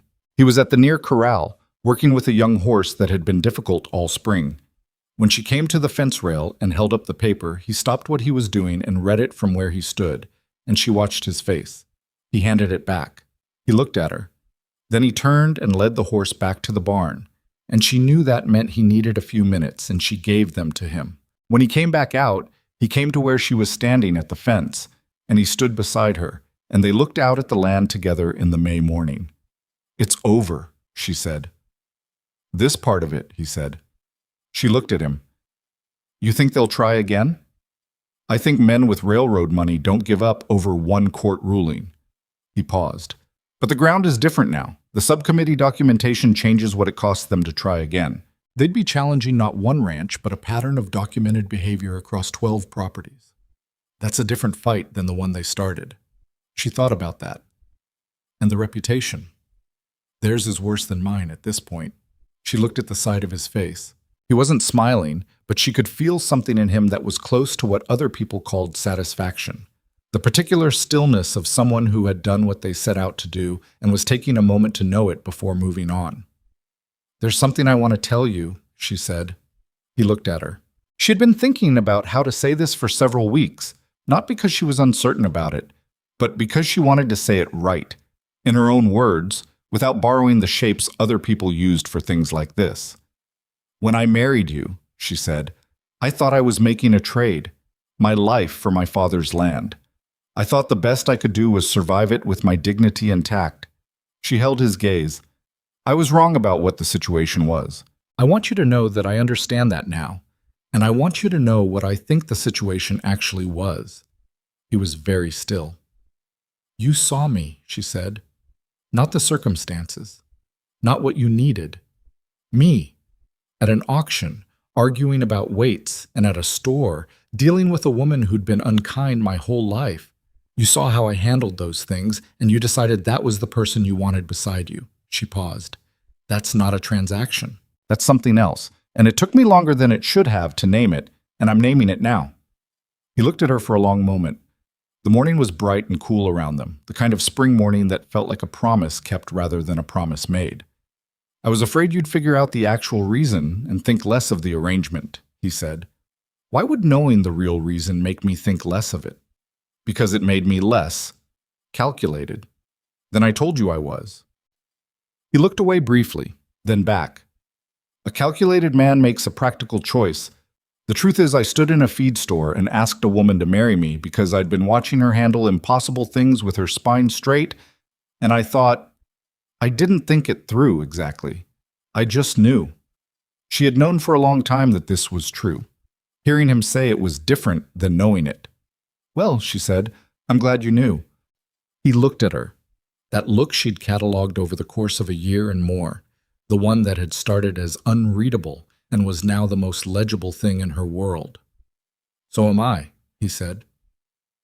Thomas Harper stayed through the summer and into the fall. He was not the same man he had been. The drought and the debt and the year of watching his daughter build something without him had worked on him in ways that had quieted something. He was still her father, still the same person in the ways that mattered, but the carrying had changed. He sat on the Cross Ranch porch in the evenings with the baby on his lap and watched the land with a different expression than the one he'd worn watching his own land fail. He and Gideon developed over those months the tentative and slightly formal friendship of two men who would not have chosen each other, but had arrived at each other through someone they both loved and had discovered, in the process, things they respected.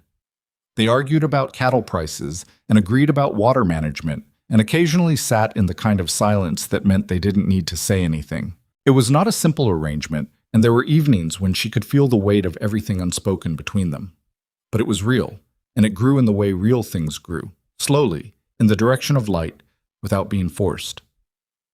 He went home in October, back to his 12 acres with the debt long cleared and the creek that had come back after the drought. Before he left, he stood at the Cross Ranch gate the way he'd stood at his own gate the morning she'd married, hat in hand, something that needed saying and not quite enough words for it. You turned out to be more than I knew you were, he said. She looked at her father, at the man who had done the best he could with what he had, same as everybody, and who had fallen short in ways that had hurt, and who was standing here trying to say so. I knew what I was, she said. I just needed the space to show it. He nodded, and something in that nod carried everything that the words didn't. The apology for all the years of not seeing, and the acknowledgement that she had always been more than what anyone had told her she was, and the complicated thing a parent feels when their child turns out to be capable beyond what they'd imagined, which is proud and ashamed in equal measure, and something else underneath both. She hugged him. He held on longer than she expected. Then he rode off down the road, and she watched until the road turned and she couldn't see him anymore. And then she turned back to the ranch. Years later, and there were years building on each other the way years did when you were in the right place doing work that mattered, Cross Ranch became something people in Larimer County pointed to when they talked about how the territory had changed. Not because it was the largest, though it was still one of the largest. Not because of Gideon Cross's earlier reputation, which had faded into the background the way reputations did when the actual work of a person's life overtook the stories people told about them. It was pointed to because of what happened there over the course of a decade. The water rights framework that the subcommittee developed became the model for 3 other counties. The ranch's practice of documented fair labor contracts, which Abigail had formalized in the account system within her first year, was cited by the Territorial Assembly when they began drafting labor standards. Smaller ranchers who had been struggling found, in the years after the Caldwell Challenge, that there was an organized body of documentation and legal precedent protecting their boundaries, because the work that had protected Cross Ranch had also, in the process, built a structure that protected them. The feared cattle baron became the rancher people came to when they needed someone who understood the county's legal infrastructure better than the county officials did. It was not a transformation that happened in a day or announced itself dramatically. It was the kind of change that happened because a man had decided to operate differently and had done that consistently for long enough that the doing of it became what he was.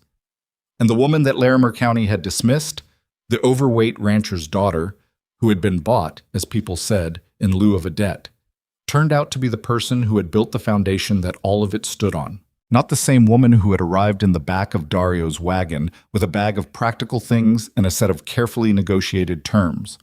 The same person, still blunt, still inclined to push when she should let things sit, still carrying the years of accumulated certainty that she had to earn every room she walked into. But someone who had found, in the specific combination of this land and this work and this difficult and unexpected man, the conditions in which what she was could fully exist. Thomas Gideon Cross grew up knowing the ranch from the ground the way his mother had learned it, walking fence lines, understanding drainage patterns, able to read the account books before he was 10. He was, by most accounts, a serious child, occasionally too serious, with his father's tendency toward silence and his mother's tendency toward precision, and the combination was sometimes exasperating and often effective. He asked questions about everything and expected real answers, which Abigail gave him and Gideon gave him in his own way, which was to take the boy out and show him rather than explain. What the boy grew up understanding, in the way children understood things that were never directly taught but were present in everything around them, was that the worth of a person was located in what they actually did, not in their appearance or their history or the stories other people told about them. In the doing of the thing, consistently, over time, without requiring anyone to applaud. He understood this because he had two parents who lived it. Not perfectly. Nothing about either of them was perfect, and he knew that too, which was part of the education. His mother burned things and miscalculated orders and occasionally fought with his father in ways that filled the house with a charged silence for a day before it broke. His father was slow to change his mind and occasionally wrong about things, and stubborn in ways that required significant patience from the people around him. They were both real in the way that made the good things real too, not performances of a good life, but the actual texture of one. One afternoon when Thomas was about 8, Abigail found him sitting on the porch steps looking at nothing with the expression she recognized as thinking. She sat beside him. "What?" she said. "Mrs. Colton's son told me that our ranch used to be scary," he said, "that people used to be afraid of Papa." She looked at the land in front of them, the land she had walked in every season, that she knew by drainage pattern and grass type, and the way the light moved across it in October. "Some people were," she said. "Why?" "Because your father needed people to be afraid of him for a while. It was a long time ago, when the territory was different." She paused, trying to find the accurate version. Fear can keep you safe when nothing else will. But it's a tool, not a life. He figured that out. Thomas thought about this. "Did you make him figure it out?" She looked at her son. He had Gideon's dark eyes and her tendency to ask the question that went straight to the center of a thing. "No," she said honestly. "He figured it out himself. I just gave him a reason to move faster about it." The boy nodded slowly. "Mrs. Colton's son also said you were bought," he said. The matter-of-fact delivery of it, the way children delivered things that would have been weapons in an adult's mouth, was almost funny. "People say that," she said. "Is it true?" She thought about the feed store and the papers and the east room with the dried lavender on the windowsill and the 12 miles of road between her father's gate and this porch, and everything that had accumulated in the space between arriving and belonging. "Your grandfather needed help," she said, "and your father offered it, and the terms included me. That's the surface of it." She looked at her son. "But the truth underneath it is that your father had seen me twice before he ever made that offer, and he made the offer because of what he'd seen, not despite everything people thought about me. Because of it." She paused. "There's a difference between being sold and being chosen. People who weren't there don't always know the difference. We do." The Thomas was quiet for a moment. Then he said, "I'm going to tell Henry Colton that his mother is wrong." "You can do that," she said. "But you don't have to. What other people believe about this family's story is their business. What's true is ours." He thought about that with the seriousness he brought to everything. Then he nodded and went back inside, apparently satisfied, which was more than most adults managed. She stayed on the porch a while longer. The land stretched out in the afternoon light, familiar and vast, holding everything that had been built on it and buried in it and grown out of it over the years. Somewhere on the north section, she could hear the cattle moving. From the barn, the sound of someone working, one of the hands, or Gideon, the two often indistinguishable by sound at this distance. She thought about a girl who had packed a bag with practical things and a mirror she'd spent 20 years avoiding and driven 12 miles into a life she had not chosen and could not have imagined.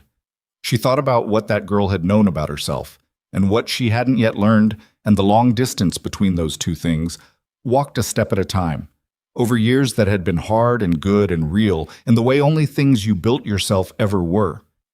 She had not been rescued. She had not been transformed. She had not become someone else.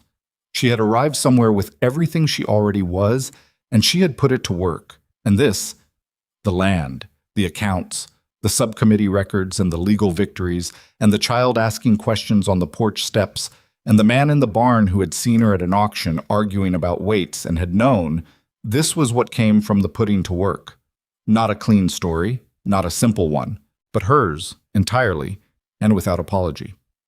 She got up from the porch steps and went back inside to finish the afternoon's work, because there was always work, and she had always been good at it, and that had turned out to be more than enough.